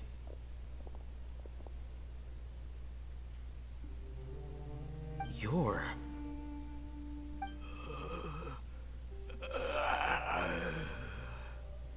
He can't speak, and his eyes are unfocused. But he looks too young to be anyone's grandfather.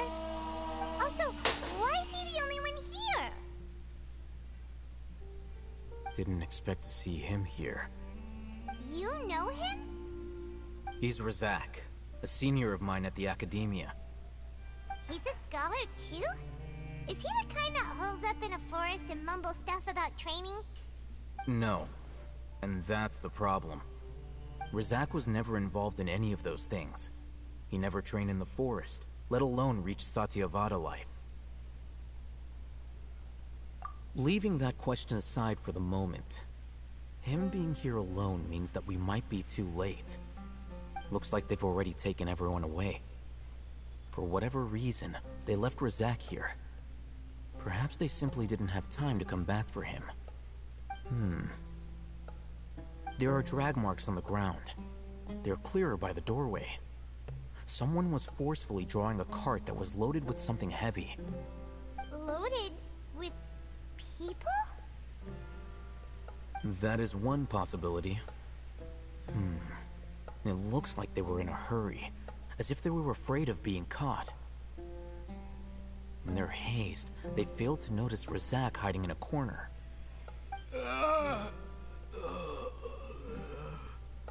The symptoms are identical. Looks like we found living proof. Huh? Why do you say that? Allow me to jog your memory. Recall your time at Port Ormos. Don't you think his symptoms look familiar?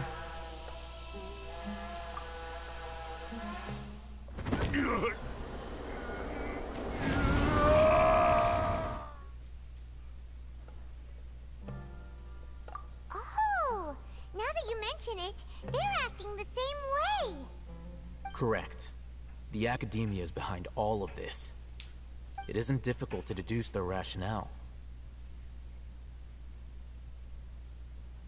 First, the Academia spread a false rumor of the Scarlet King's resurrection, emphasizing the role of the village keepers, the mad scholars who were exiled to Aru village. These rumors were all the persuasion that the radicals needed, and those based in Aru village leapt into action. Unbeknownst to them, of course, through rounding up the scholars, they were actually helping the Academia. As well as being able to exploit the radicals for their own ends, this scheme has one further advantage to the Academia. All the risks and responsibilities are offloaded onto the Scarlet King's followers. Life for the desert dwellers has been brutal ever since the Scarlet King's death all those years ago. Beneath the surface, feelings of desperation are widespread. Many would give everything they have for the prospect of something better. Anyone looking to exploit that for their own ends simply needs to make a few empty promises. Even if complications arise, people will see that those involved are all followers of the Scarlet King and look for no further explanation than differences of belief. A deep-seated mistrust of the desert and everyone in it by the rest of Sumeru will make sure of that. The notion of an Academia plot wouldn't even cross their minds. It may seem like a simple strategy, but it is able to work wonders under Sumeru's current circumstances. Oh, that makes a lot of sense. It's in line with the village chief's theory, too. But there's still one very important question. Wasn't it the Academia that brought the scholars to Aru village in the first place? Why does it want them back now? Throughout this process, one thing has changed. The scholars' identity. First, they were scholars. Then, they became lunatics. After that, they were exiles. And finally, an exile is still patently a living, breathing human being. But when someone becomes a missing person, that is brought into question. If you can't find someone, you have no way of knowing what exactly happened to them. That makes missing people an ideal resource. Resource? For what exactly? One possibility is that the information in their brains could be extracted into knowledge capsules. Extracted? You mean canned knowledge comes from people's brains? With the technology of the Sumeru Academia, it's entirely possible. Perhaps the process caused them great suffering, which is why they cry out in the dead of night, when no one is watching them. So, the human brain... Nope, nah, Paimon doesn't want to think about this. I'm the Academia scribe, after all. I'm familiar with their projects. Anyway, judging by Razak's state, the contents of a divine knowledge capsule were extracted from his mind. But something went wrong in the process. Or perhaps his curiosity got the better of him, and he used such a capsule for himself. Paimon's a little confused. Can they just use anyone's brain?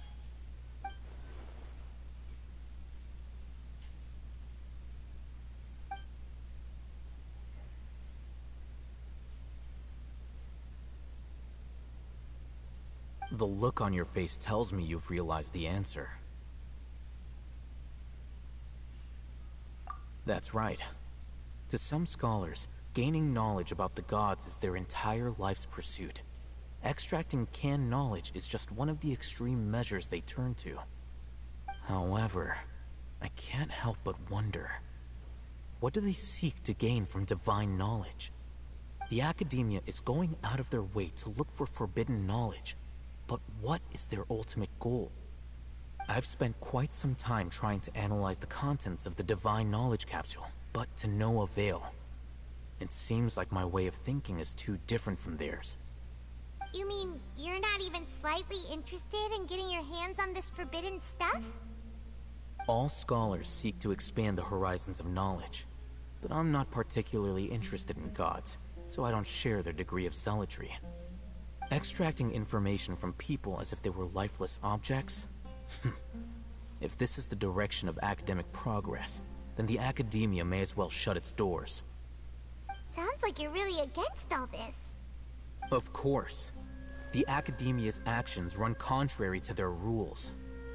Whether it be academics or knowledge, everything has its boundaries. If those lines are crossed, the rules and order that govern everything in the world will be destroyed. This matter needs to be corrected, just like fixing a typo in a book. Wait, didn't you step in to help because you felt sympathy for those poor people? Not to be callous, but no.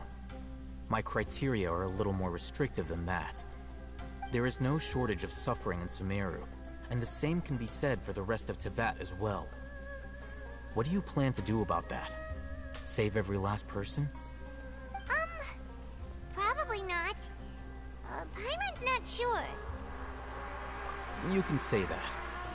Simply put, I don't blindly place my faith into strength or heroism. I do what I want. The divine knowledge capsule is something I want to investigate in full. That doesn't mean I'm willing to take action for the sake of a few strangers.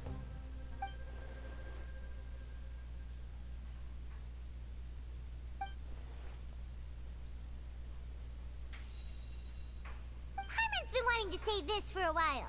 There are a lot of bad guys in the Academia, but you're not one of them. You're their weirdo. You're probably right. Though I must say, I quite enjoy this feeling of being the odd one out. Uniqueness is also an asset, is it not? Wow, that's a great way to think about it. Paimon's really impressed. If only Miss Shani had a similar mindset, her life would definitely be a lot easier. I'm just a more likable person than her in general. There's nothing more to it than that.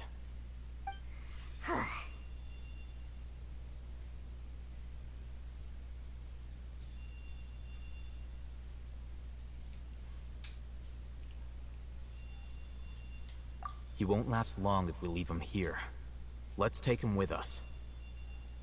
We'll work out our next step after we return to Aru Village.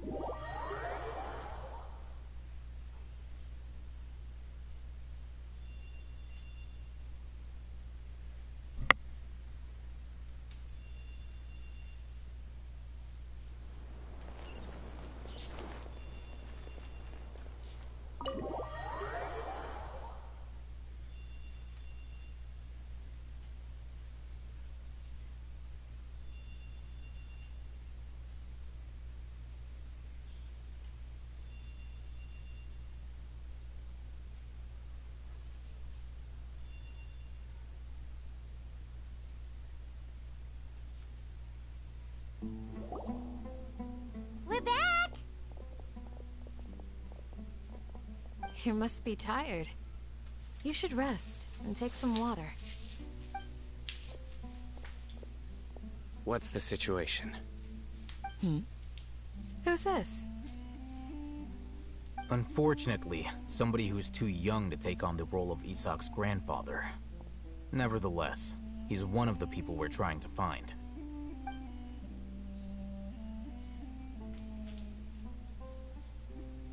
So, at one point in time, the abandoned Elazar hospital served as the Academia's site for extracting divine cant knowledge. Yep, pretty much. Their plan must have been implemented at some point before we arrived at Aru village, since divine cant knowledge has been in circulation for a while now. Yet, they fled once we were headed to the village, almost as if they knew we were on their trail. Why is that? Yeah, why is that? We may have a mole in our midst. One of us could be secretly revealing our whereabouts to the Academia. Huh?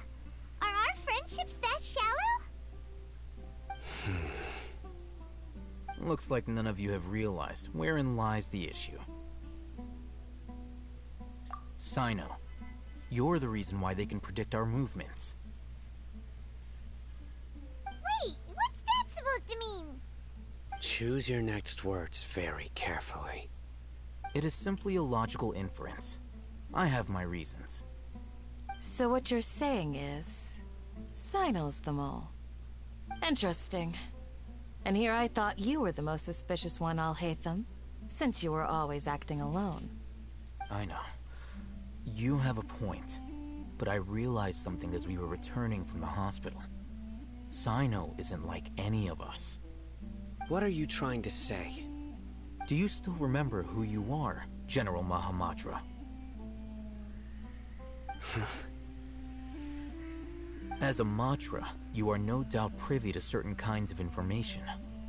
Before you can take action against someone, you are required to have all the facts available, including the less than savory details. Simply put, the Academia has traditionally allowed you access to a wealth of sensitive information. Knowing their modus operandi, wouldn't you expect them to take precautions against you?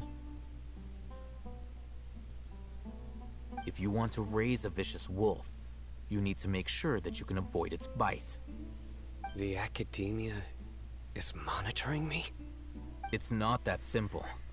The Academia has eyes all over Sumeru, but they have a special protocol for dealing with you.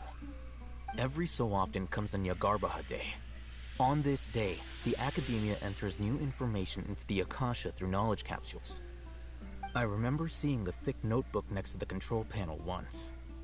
Its contents were all about the General Mahamatra, his activities throughout the day, preferred methods of enacting judgment, everything. You're saying that the Academia entered my information into the Akasha too? But what's the point in doing that? My actions aren't important enough to be added into the Akasha. The Akasha is capable of computation. The Akasha's algorithms are entirely capable of predicting your movements using the data entered. When you would depart, the route you would follow, your destination. It knew all of this. It predicted my every move. The Academia has been watching you longer than you think.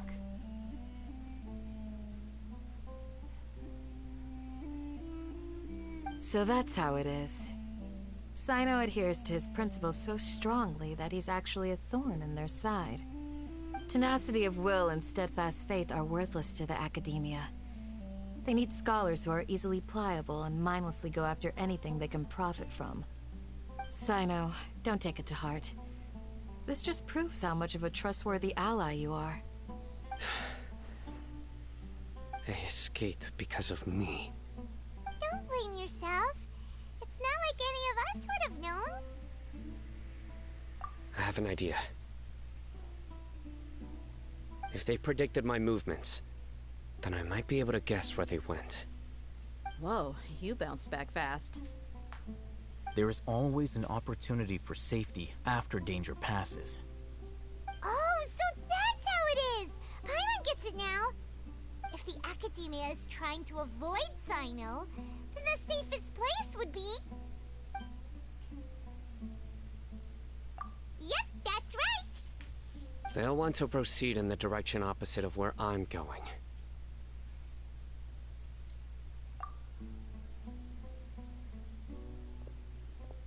I must go. There's also something I want to investigate. Let's go, guys! After him! Please, wait! I want to go too! You want to go too? If so, you have to promise you'll stay safe. I want to find Grandpa. I promise I'll be careful and not cause any trouble. Everyone, I leave him in your hands. Yay! Let's go! Remember to pack some food with you! Paimon feels like we're missing someone, though.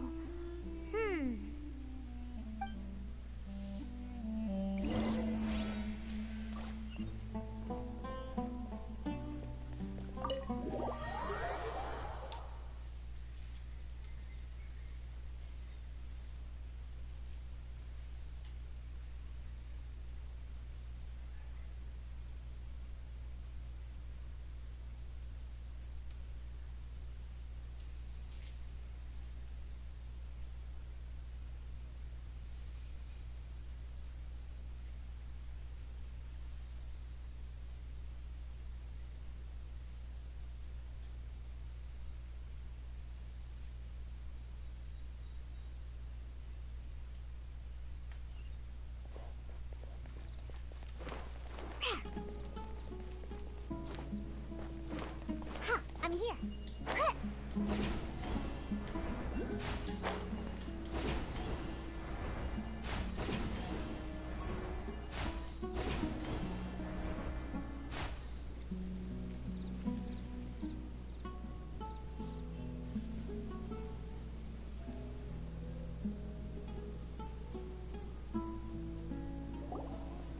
So, where do we go from here? Yes. After leaving the village, we should head straight toward the desert.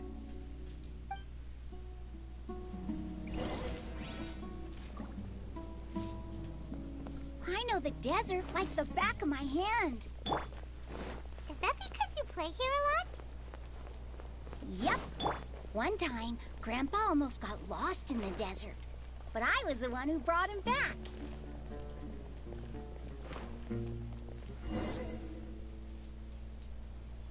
There's something here. What's this? It's buried in the sand. Looks like we'll need to roll up our sleeves and do some work. And Paimon thought running around everywhere was already enough work. Okay. So, we have to dig it out? Whatever's down there looks like it's buried really deep.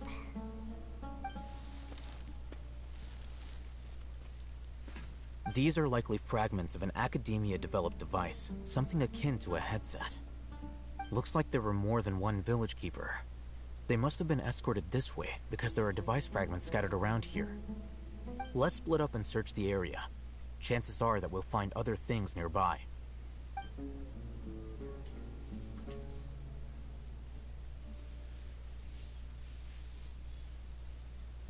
Is this what we're searching for? It looks kind of scary. This is definitely a device used to extract divine knowledge. How did it end up buried in the sand? That can't have been part of the plan. They must have been attacked along the way. Wait, what? Grandpa, I hope you're okay. Don't worry, your grandpa's gonna be fine. Razak didn't display any signs of starvation or dehydration, which means that they left fairly recently. We should be able to catch up. One more thing. Given that the device had been entirely covered by sand, I believe the attack must have happened prior to the sandstorm. Let's keep going. They can't have gone far.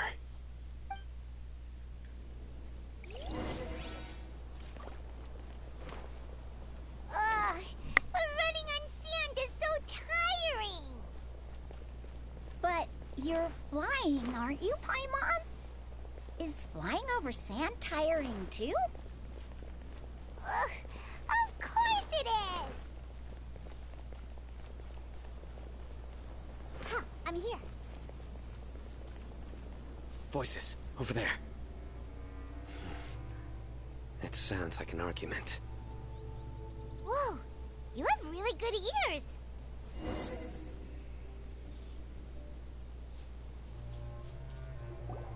Don't get any closer. They'll notice us. Dia's talking with the Eremites? Very interesting. Let's listen in. If you had informed me sooner, there'd be plenty of room for us to... You're one of us.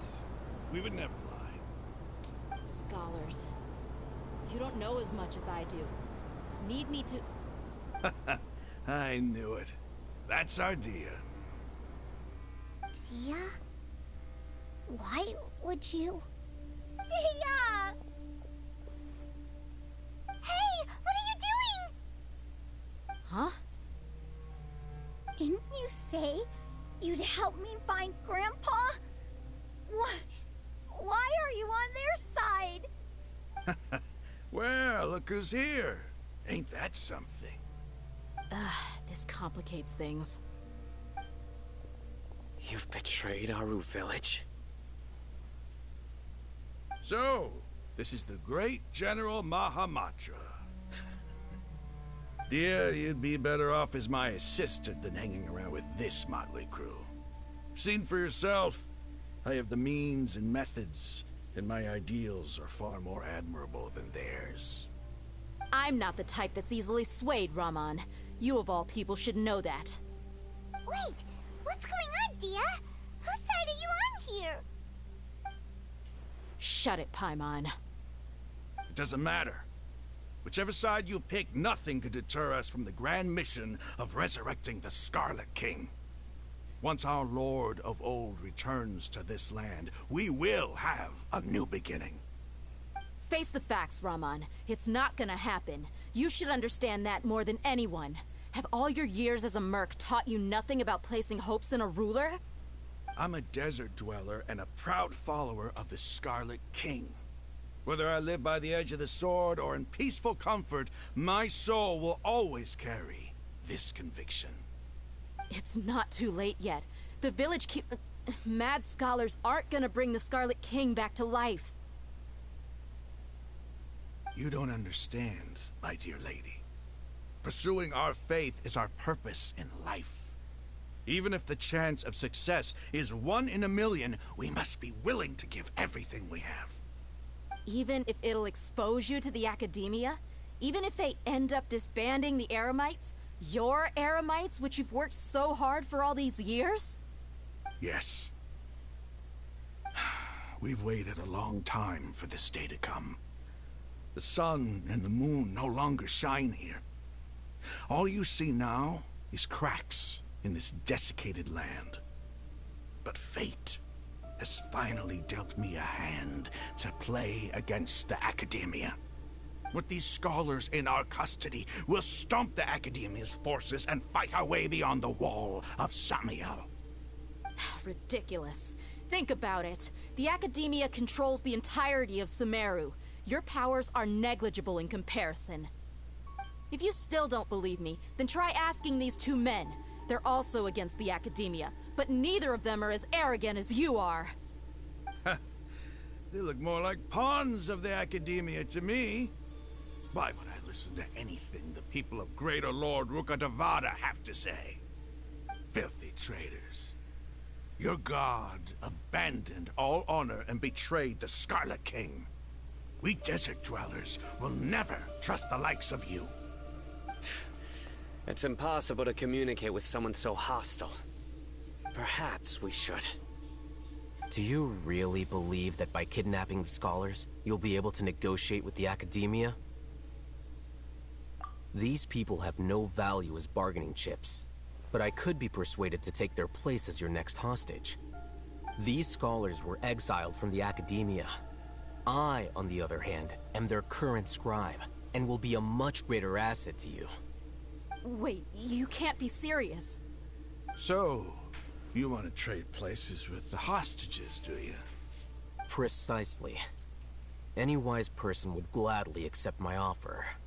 What are you thinking? What if they decide to kill you instead? Well, that would be bad luck for me. However, I'd get the chance to observe the scholars, perhaps even find out the truth. Think you can talk me over with that confident look of yours? I'm not trying to persuade you. I'm using this as a means of joining forces against the Academia. You are the scribe. What do you have against the Academia? Not all desert dwellers believe in the Scarlet King, and the same applies to the Academia. Why must all knowledge seekers approve of the Academia's way of doing things? You Academia scum. Every last one of you is nothing but a hypocrite, just like everyone else on the other side of that wall. I've made myself clear enough. I won't listen to another word from the Dendro Archon's people. Not so fast. I'll hate them. Do you stand by everything you just said? I never make empty promises. You know you're making a dangerous decision, right? I do. Good. Rahman, hear me out. These people are my friends. Maybe you can't take the followers of the Dendro Archon at their word, but what about me? Do you trust me? We've known each other for years. Of course I do. In that case, I'm willing to vouch for their honesty with my right arm. Come on, Rahman, don't be a coward. If you're serious about taking on the Academia, you need to steel yourself. You can't be afraid. Huh. An arm from the Flame Mane. You've piqued my interest. But what if you refuse to oblige? What should I do then? No one's a fool here, Dia. We're mercs. And mercs don't tend to live long unless they have their wits about them. You're not wrong, but this is different. I promised my friends that we'd bring back the village keepers together. Let's do it right here then. Give me your right arm as proof of your resolve. Don't listen to him! He's not even trying to negotiate! He just wants to make things more difficult! That's fine. Are you crazy? We came here to save lives. One arm for that many people is still a pretty good deal, if you ask me. Rahman, I'm holding up my end of the deal here. You'd better not let me down. Sure. Go ahead and cut off her right arm.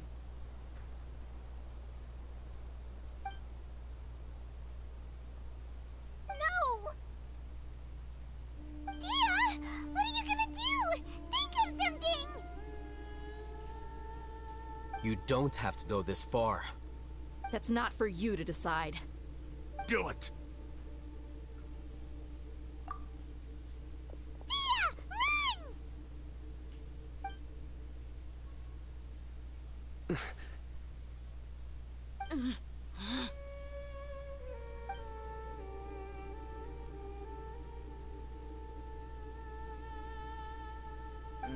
Stop!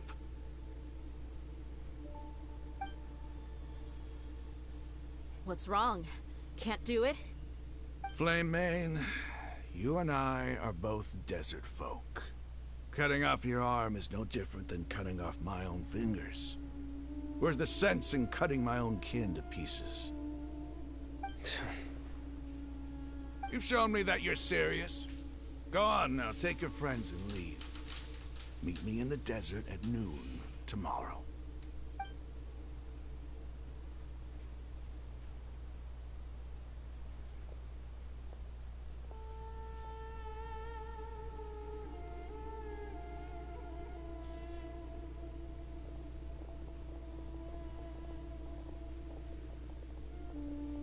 Phew.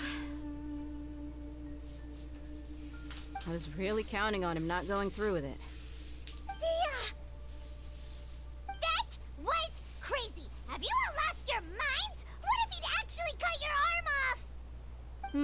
Then I just have to hold my claymore with my left arm.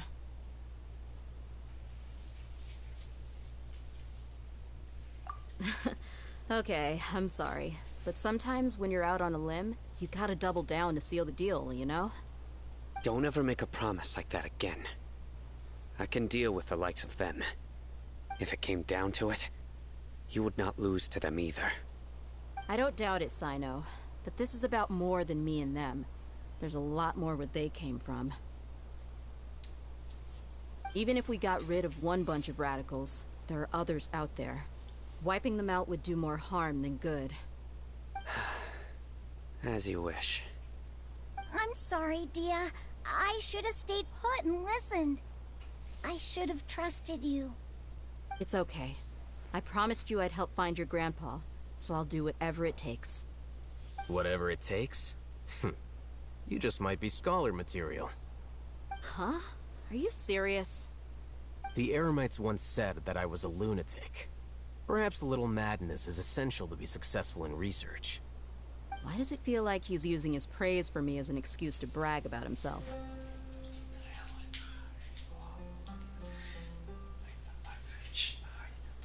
Okay, let's get moving.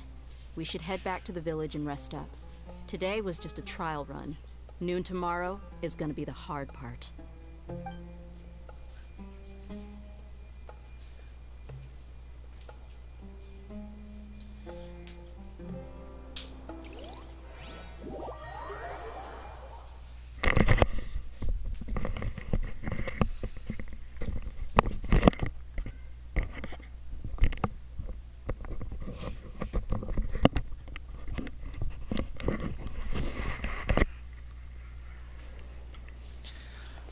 Nossa, que loucura foi essa que aconteceu aqui?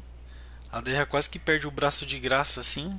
Vocês perceberam que o Sino ia acabar intervindo? Ele não ia aguentar ver a cena?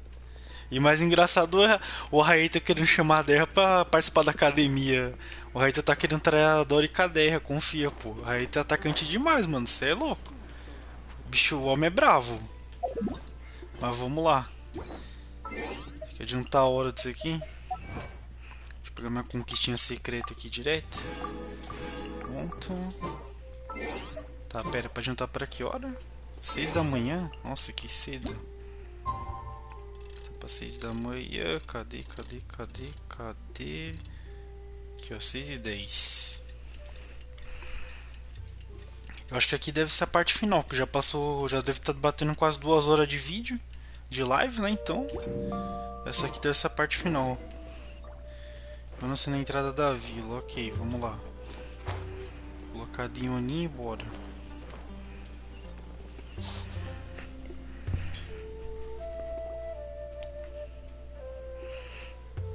You're all here so early. Looks like we have everyone here. Isak, are you sure you want to come with us? I'll watch from a safe distance. Dia, I want to be there to bring Grandpa home. Okay, let's go then. Dia, wait. What's the matter? I heard that you were quite reckless yesterday. No more of that today, understood? Or I'll be very upset with you. Fine.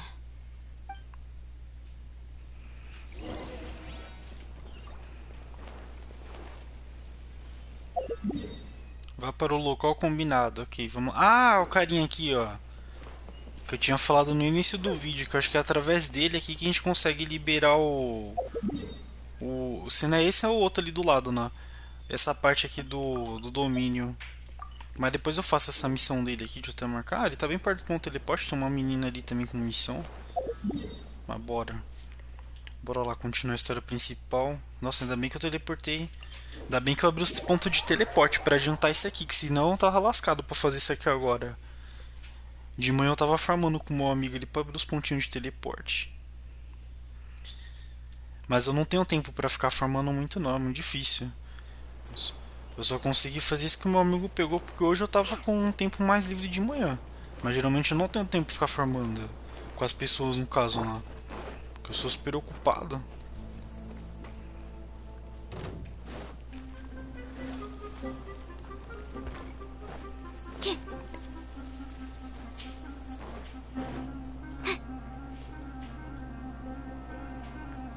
fugindo aqui. Essa parte aqui tá bem maneira do deserto. Ó a pirâmide aí, ó. Nossa, a pirâmide é gigantesca. Tem um bicho me atacando, sai pra lá. Essa pirâmide é muito grande, caramba.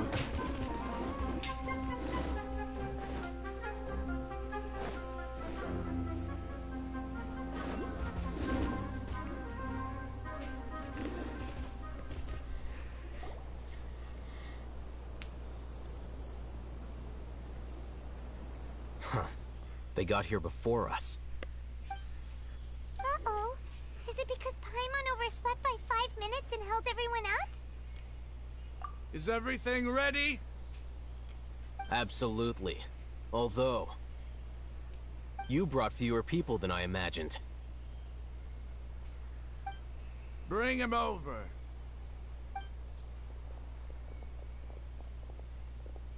Grandpa! Why is there only one of them? Rahman, I've always thought of you as a man of his word. What's this about? It's a one-for-one exchange. Sounds fair, don't you think? And let me put it this way. Agreeing to any kind of deal with the Dendro Archon's people is already a huge compromise on my part. Don't you think you've asked enough?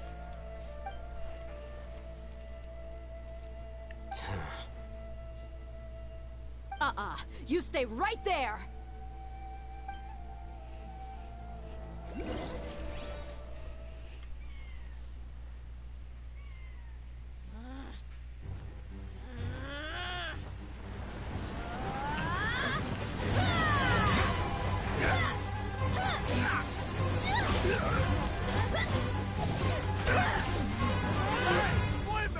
What do you think you're doing? Grandpa! Don't you see this blade here? You coward! Why are your hands shaking? Wait a second! It's a earthquake! Grandpa!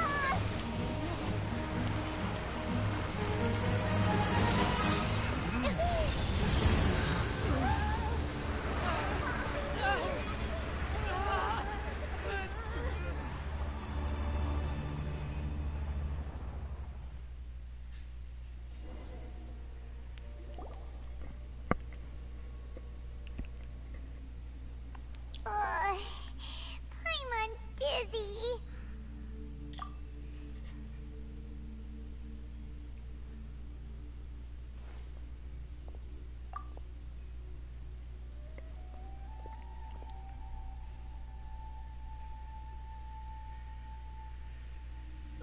This day's going just great.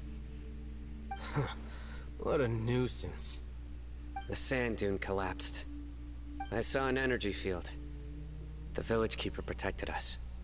It glowed green with dendro. Just like you said, it may well have been the remains of Lesser Lord Kusanali's power inside the scholar's body.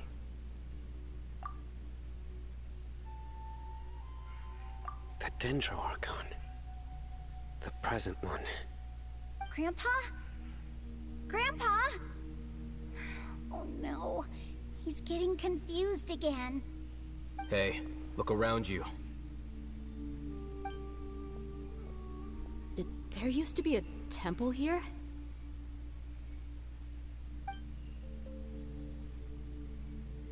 It seems that when the sand dune collapsed, it exposed these underground structures.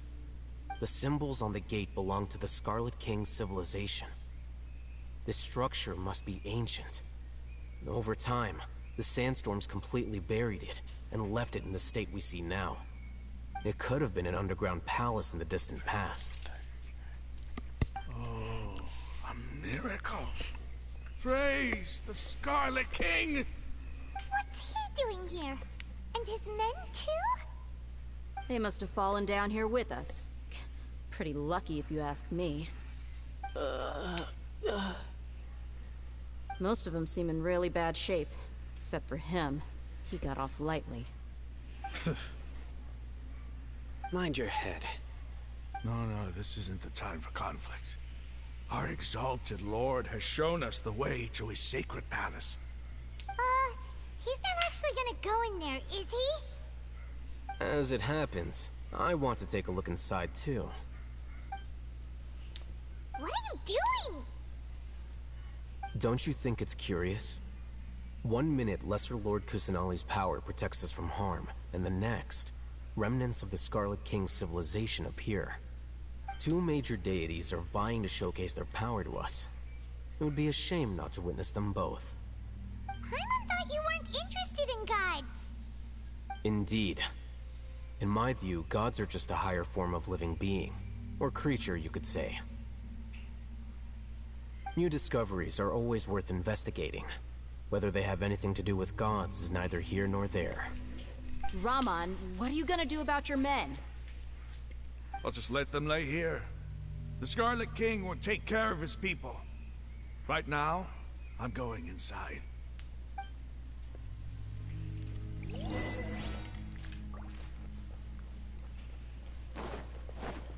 Nossa, o tamanho dessa porta aqui, que negócio gigantesco. Ah, o domínio. Que legal. Pera, qual que elemento tem que ter? Qual mais o outro? Ah, vou com o qual mesmo. Qual?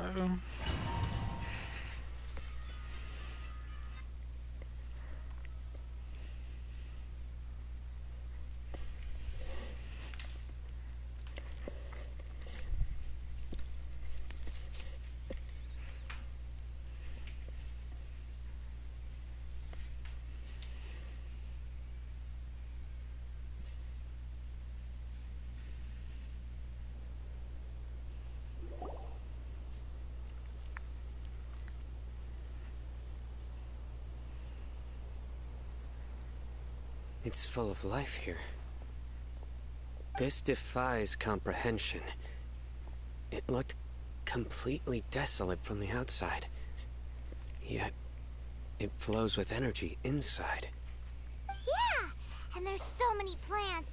It's so pretty. Sir Raman. What? Huh? Me? Do you see another Raman here? Are you mocking me? What do you mean, sir? Interpret it however you want, but there's something I'd like to draw your attention to. While this structure is clearly left over from the Scarlet King's civilization, the energy that flows in here is that of the Dendro Archon. Whatever you say. It's not like I have a vision. There's nothing to be angry about. Think of this as an academic journey. It does seem kind of strange. If that's true, then we might have to explore this whole area to find an explanation.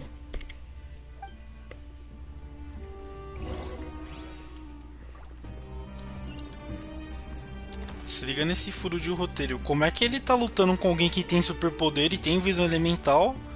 Esse maluco Ramon, o cara é o bicho, hein, véi? Que parar pra pensar, como ele tá lutando com alguém com superpoder, véi? Que loucura!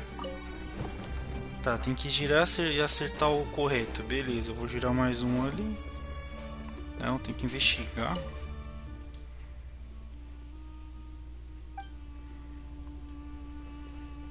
Tá, pelo que eu entendi, acho que eu vou ter que deixar num símbolo. Oh, meu Deus, eu apertei o botão sem querer. Vira ali. Tá, vou ter que deixar os três com o mesmo símbolo, provavelmente. Aqueles puzzlezinho. Tá, deixa eu ver. Opa, brilhou. Então esse é o símbolo? É o símbolo de alguém sentado. Será?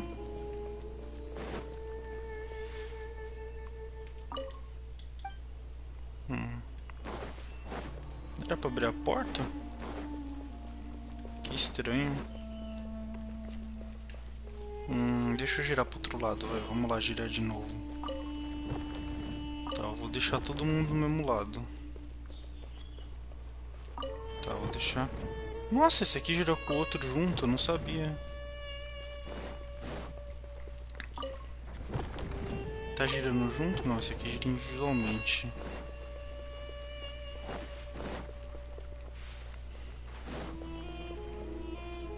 Que estranho.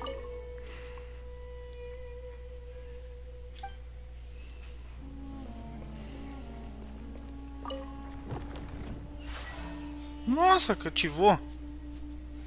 Eita. Tá, deixa eu marcar o símbolo, ó. O primeiro é a pessoa sentada. O segundo é a pessoa sentada também.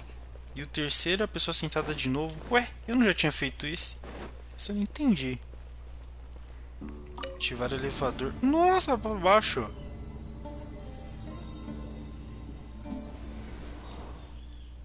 Tá, e agora? Pra ir pra onde? Pra cá tá bloqueado. Pra lá que é pra ir.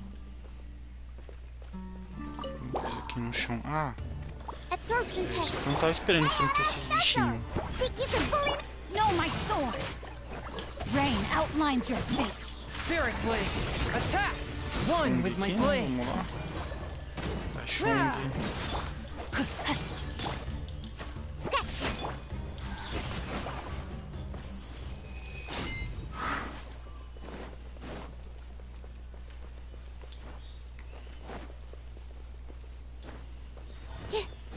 Nossa, um monte de monstro ali. Stand clear. No, my sword. Can't handle your drink. Shake it. Enhanced animal module 75. Animal test 6308.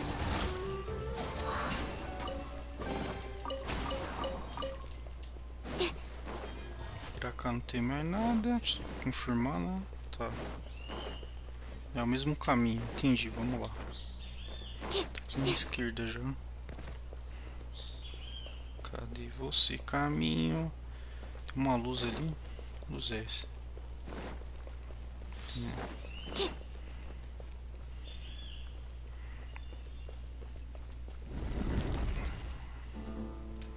Pra cá.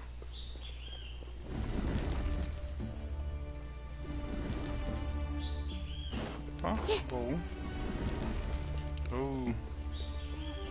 Tá me trollando o jogo. Pinguei o bolzinho, vamos lá. Esse aqui eu lembro daquele negócio os puzzles da Mona lá. Os puzzlezinhos da Mona. Deixa eu ver se esse aqui abre. Não.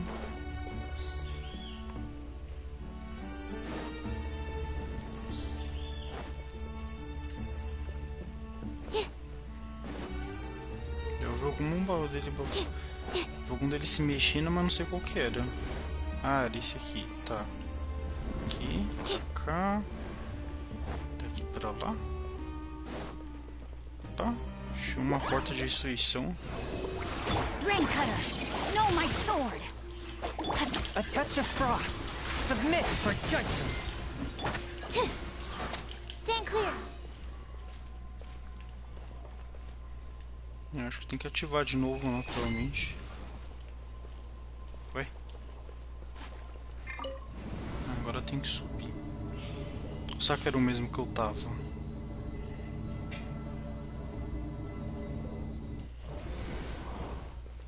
Não era o mesmo não, tá certo, é esse aqui mesmo. Animal test 6308. Mas esses bichinhos aqui. No, my sword. From whence you came. Stand clear. Animal test 6308.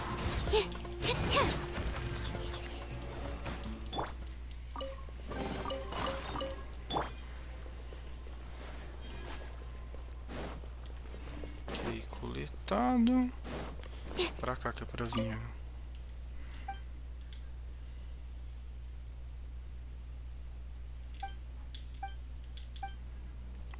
O elevador descerá até o chão e suba nele.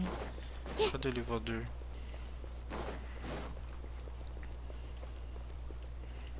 Ativar o elevador.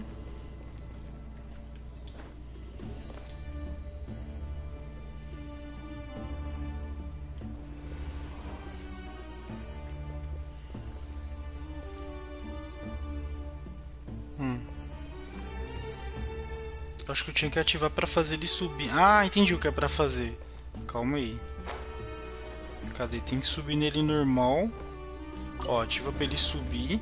Aí quando ativar pra ele subir, eu tenho que ativar duas vezes pra ele descer e depois subir de novo. Aí quando ele subir, eu pulo no topo dele e vou pra cima. Acho que é isso que é pra fazer. Quer ver, ó?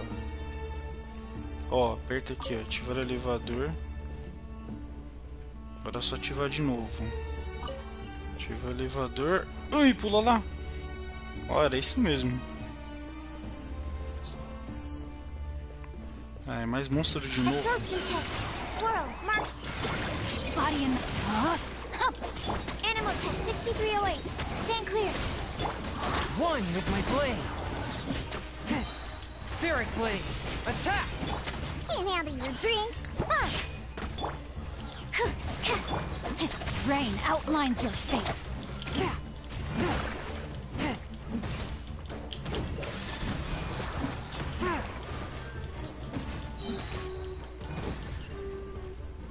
Mais um puzzle de novo. Tá, agora tem isso aqui junto. Desativar. Desativar. Tá, vamos ver. Será que tem que pôr mesma sequência de novo? Ué? Poxa, eu nem cheguei perto e ele ativou sozinho. Ah tá, eu vou ter que ficar controlando, que ele mesmo vai ficar girando. Entendi. Calma aí. Ó, ativa, tem que fazer eles ficar junto, ó. Tá, girou junto, ok. Agora tem que ativar o outro para combinar com a foto. Ó, ele vai girar, aí ele vai girar de novo. Ativa. Ah, eu ativei errado. Calma, deixa eu desativar. Ativa. Tá quase.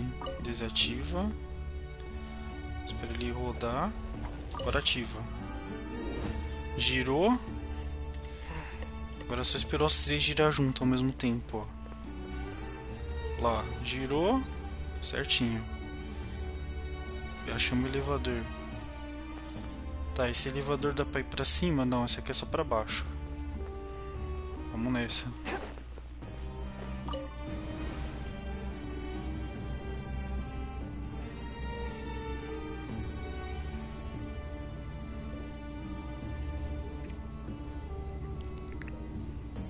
Exorcism uses thaumaturgy and martial arts to conquer evil. Oh, now that's a sight to see. The Scarlet King's splendor surrounds us. There's so much vegetation here. It's different than what I expected. Sure are a lot of plants for a desert. That's what I call divine providence of the Scarlet King.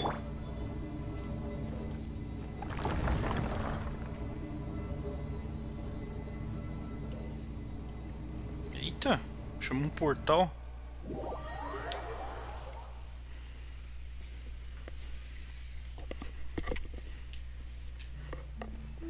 Eu vou ter seu Traveler. Nossa, olha esse cenário, velho, que da hora. It's getting brighter. Oh, it looks so beautiful.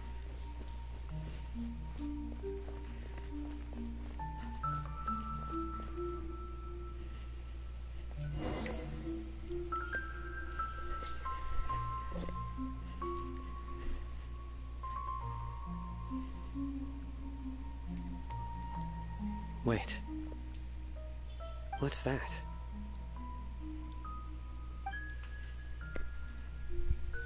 A load of flowers. And it looks like there's something among them. These are Scarlet King runes. They left something behind. Yes. It's an elegy written in an ancient script. What does it say? Here lies our faithful priest Kasala. His wisdom is a miracle among the people, deserving of high praise and admiration. You can read ancient Scarlet King script? Of course. Every student needs to master at least 20 languages before they graduate. He's not serious, right? There's still something off about this place. The elemental energy here is too concentrated. The scent of life. Is it trying to tell us something? Is this it? Analyzing.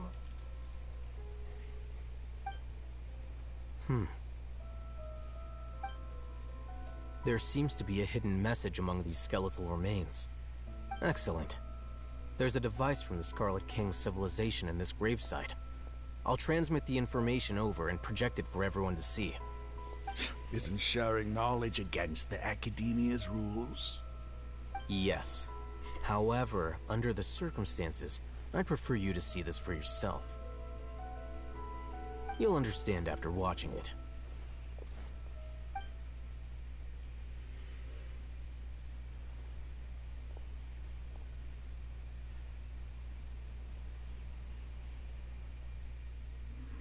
Civilization is born of knowledge, but so too can knowledge be its demise. A disaster caught us unaware. It was knowledge that did not belong to this world. The Scarlet King brought this forbidden knowledge into our world, and it quickly spread like a plague.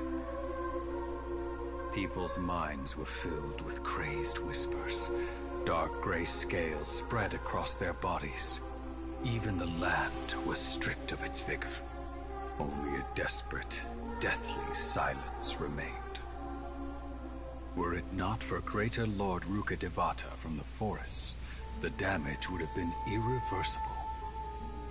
She summoned the priests to build temples and infused into them the divine power of life. The disaster was miraculously tempered, and the embers of our civilization were preserved in Aru village. Alas, the miracle could not last. As long as forbidden knowledge continued to exist, it would forever blight this world. In the end, the proud king of the desert, my eternal lord, chose to sacrifice himself. I have spent my whole life since guarding one of these many temples.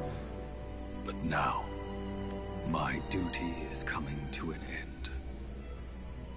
As I close my eyes for the final time, the sight of that noble deity will appear in my vision once more.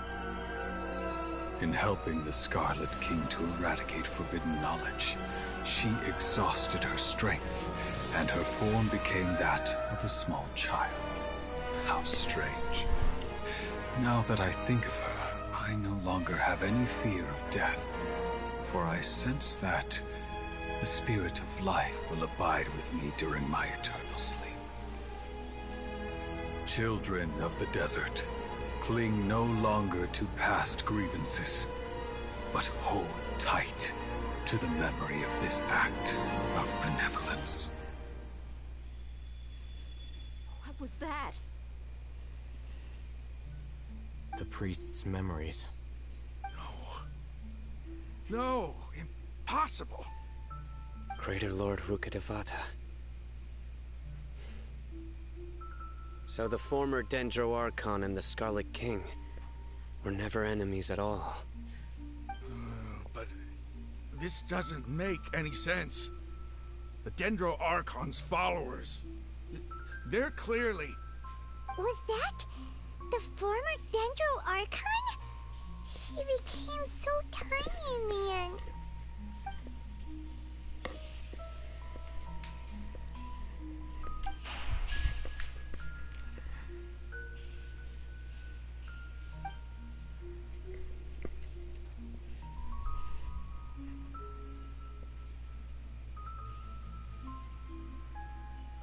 You might be distrustful of the Akasha, but there's no reason for you to doubt the Scarlet King's technology. You've just witnessed his priest's last words. I've never heard about any of this before. The surviving followers of the Scarlet King all gathered in Aru village. Our god did not make mistakes. We refused to believe any of the rumors. The Scarlet King's death, the all but total annihilation of our civilization, it was all Greater Lord Rukkhadevata's doing. We saw her as nothing more than a traitor, who stabbed us in the back in our moment of crisis. Just like us humans, fighting, feuding. double-crossing each other to survive in the desert. You were blinded by your prejudice.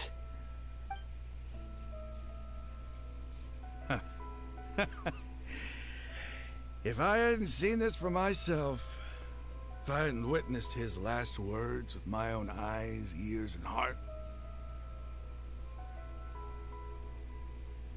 how could I ever begin to accept this? The truth is so far from what I've always known. Am I really supposed to believe that after all these years, all this time seeking revenge, suddenly now my enemy is my savior? Rahman, that's enough. Give it a rest. You're starting to make a fool of yourself. Dia, tell me, my Eremites and I, what are we even fighting for?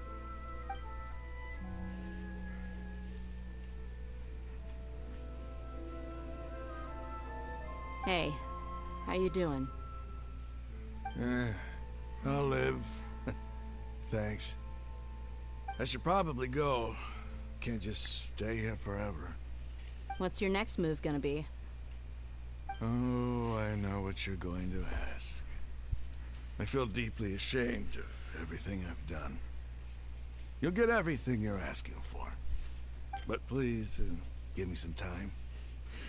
After everything that's happened here today, somehow I need to explain it to the others. It's not gonna be easy. Well, I guess that's for me to deal with. Dia, this is where our camp's located. Make a note of it. When would be a good time for us to go? Tomorrow. I'll convince everyone that we're all on the same side. And I'll return every last one of your your village keepers. We'll share our other resources with you too.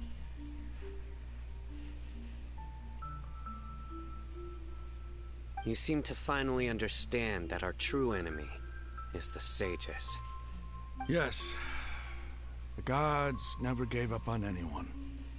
It's the people responsible for all this that need to face the consequences of their actions. That must have been rough, but he seems to have figured things out now. Rahman's no fool. Being the leader of your own faction in the desert is no easy feat. It's too bad he was held back by his belief in the Scarlet King. But now that that's changed, I guess we have a few more people on our side. The outcome, at least, is favorable. We should get going too.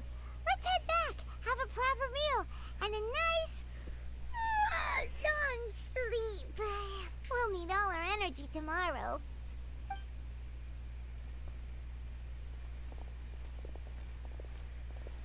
We're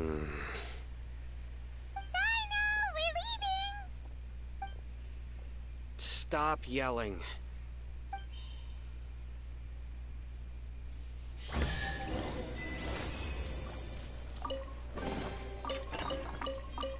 Gente, que foi que acabou de acontecer? Caraca, que plot twist, velho. Quer dizer então que a Arconte Dendra ela rejuvenesceu ou será que é uma outra pessoa? Ou será que essa Arconte atual é tipo filha do Rei Escarlate e da Arconte Dendro mesmo? Coisa desse sentido. E o mais estranho é que o Rei Escarlate eles parecem com um sino, é como se ele fosse um ancestral do sino. Que loucura, véi. Eles eram super amigos, véi. Doideira, véi.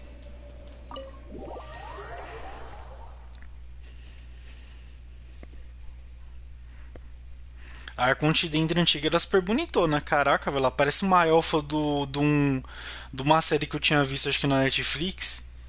Que é uma série de animação. A Arconte Dendro parece pra caramba aquela personagem. Que é uma elfa. Ela é tipo uma deusa também. Na historinha dessa série da Netflix que eu não posso mencionar. Por causa do direito autoral, né?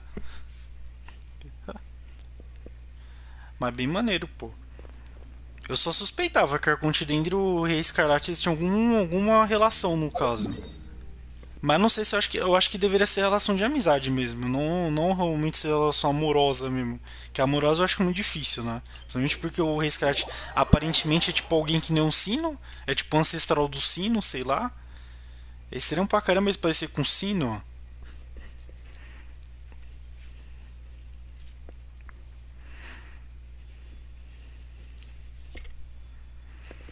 Vai que a Arconte Dendra atual pode ser a filha da antiga Arconte. A antiga Arconte, né? Junto com o Rei Escarlate. Tem essa possibilidade também, né? Mas sei lá. Isso pode ser só uma teoria de minha parte. Hein? Vamos lá que essa missão já demorou tempo até demais, cara. Já passou umas 2 horas pelo menos. Vamos ver se finalmente acaba a missão. Já acabou a missão? Tem outra? Não, ainda tô na mesma missão.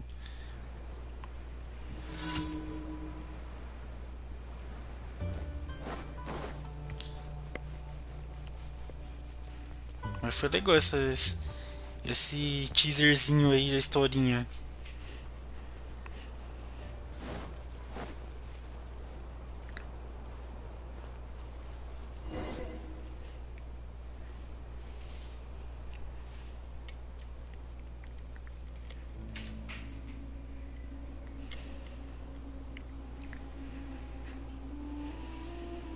Rahman, we're here.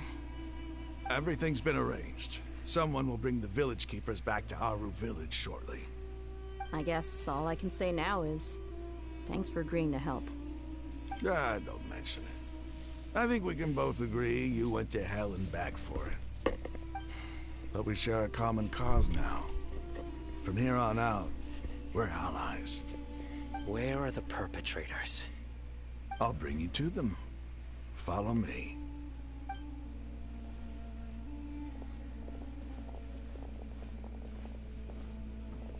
So these are the people who kidnapped the village keepers. Oh no, it's the scribe! There's no need to yell. No one can help you now. We've been all over the desert trying to find you! That's right.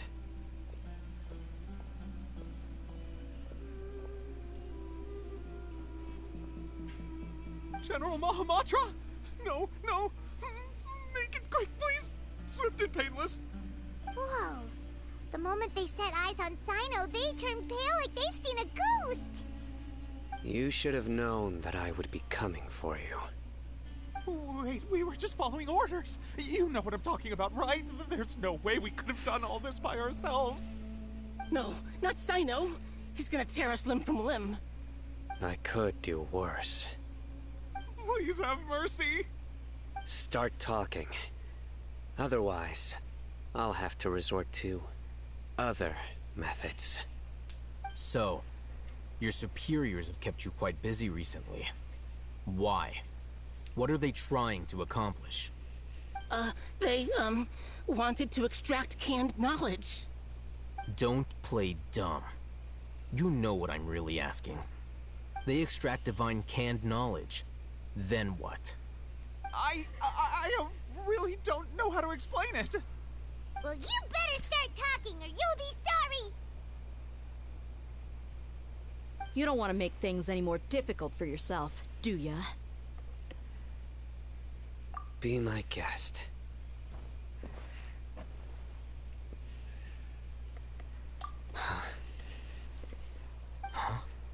Uh-huh. That sure didn't sound like a fancy metaphor or anything. You're serious, aren't you? How did you know?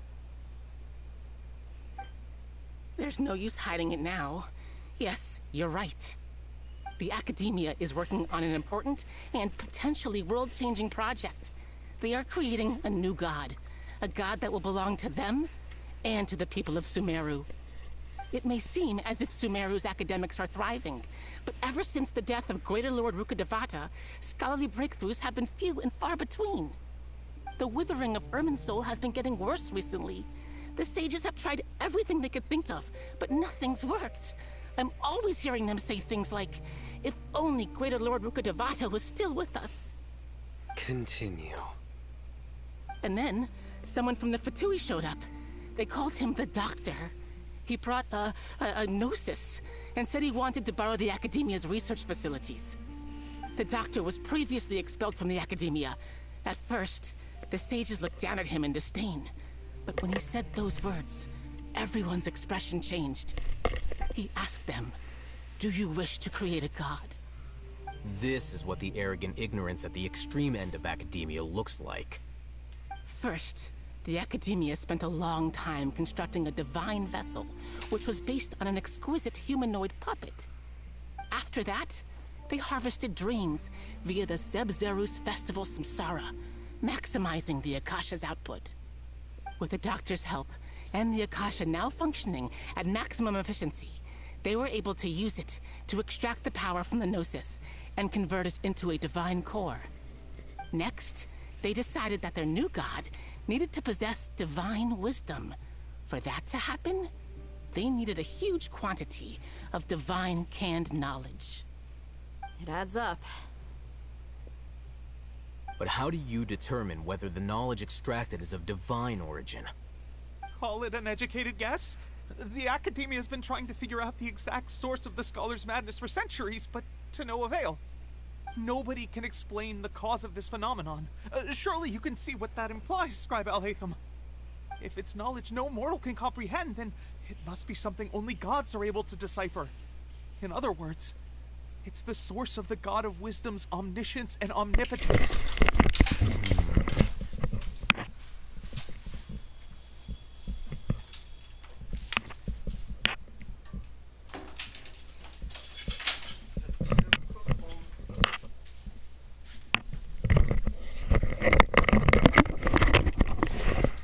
You must have noticed by now. The Academia doesn't care about who their god is. It's the ability to exercise control over knowledge and wisdom that matters. It is as if they are cursed with a desire for omniscience and omnipotence that burns in their blood. Some organisms demonstrate phototaxis, and thus orient their entire lives in respect to sources of light. For the sages, their only source of hope is the existence of a deity who embodies the acme of wisdom. This is but a form of phototaxis.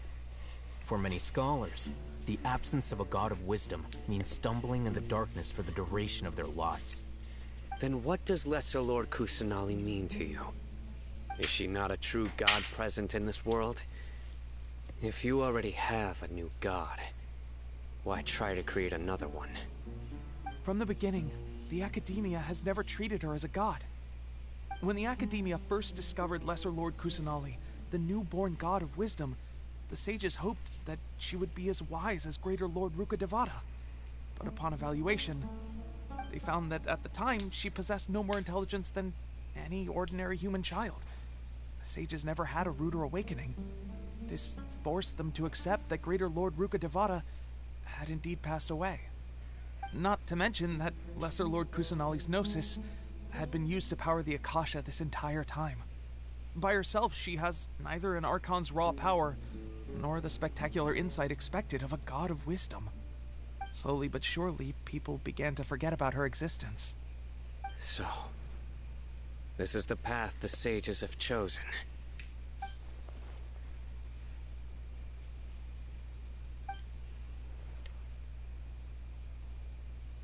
All right, let's try to keep our cool. If everyone's in a bad mood, then let's change up our scenery. Rahman, give me a few men to help us escort the village keepers back to the village. And these two scholars, they're coming too. Sure, as you wish.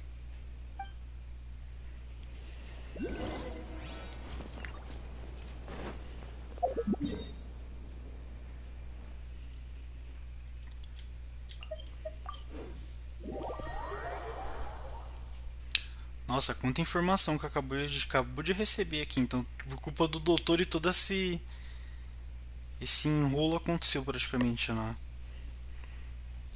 Caramba, que confusão. Vamos lá reportar, provavelmente agora essa parte final.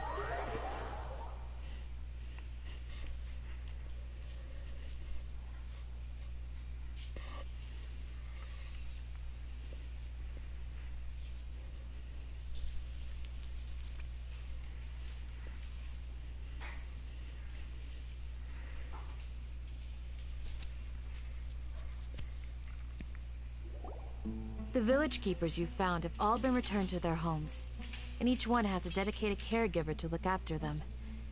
The two new scholars are being kept under close supervision, too. Really great work, everyone. The atmosphere is so heavy.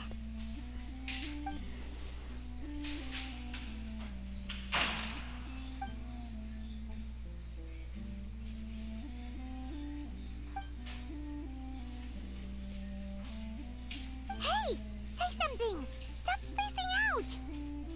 Come on, is there nothing left to talk about? In that case, let's all get some water and try to think about something else. Or I can go fetch some snacks. Oh, Paimon's so coming with you! Do you have any plans, Traveler? Gods above, you're not talking about work, are you? So you were still withholding some information?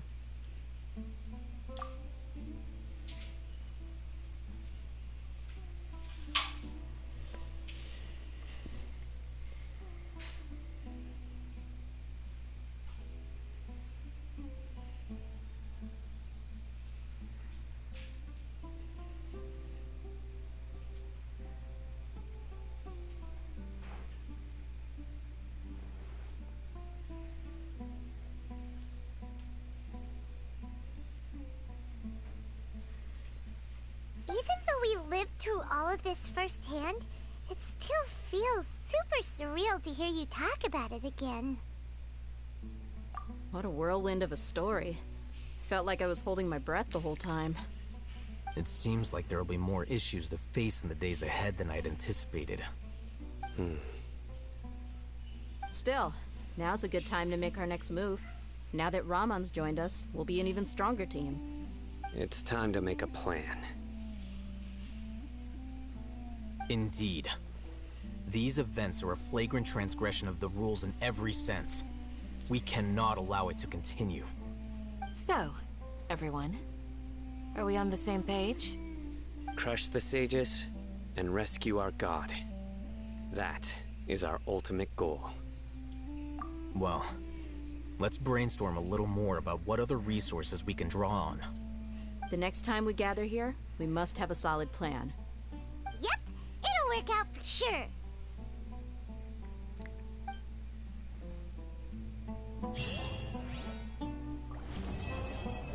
E capítulo 3 já estão concluído, vamos lá. O Rei Deshret e os Três Magos, acabou a missão.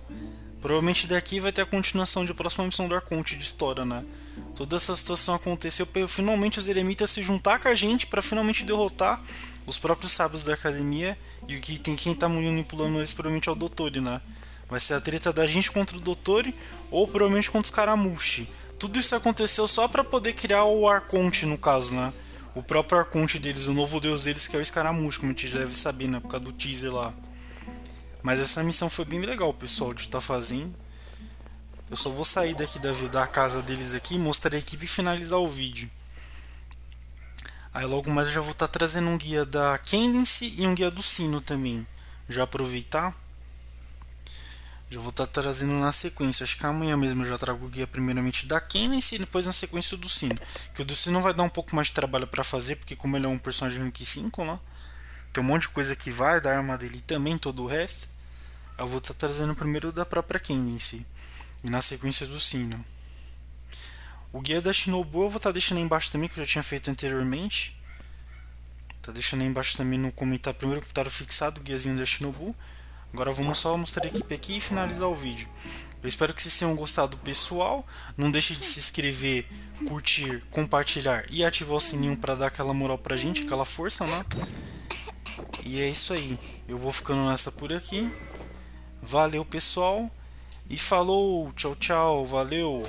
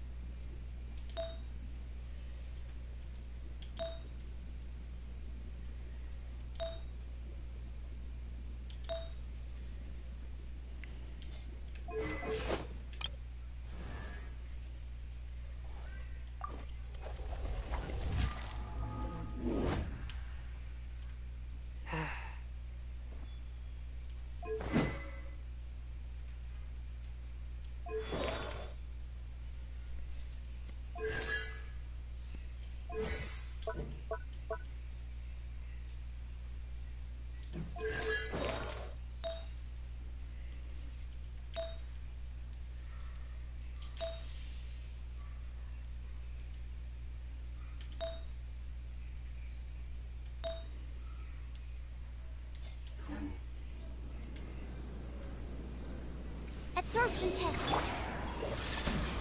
From whence you came?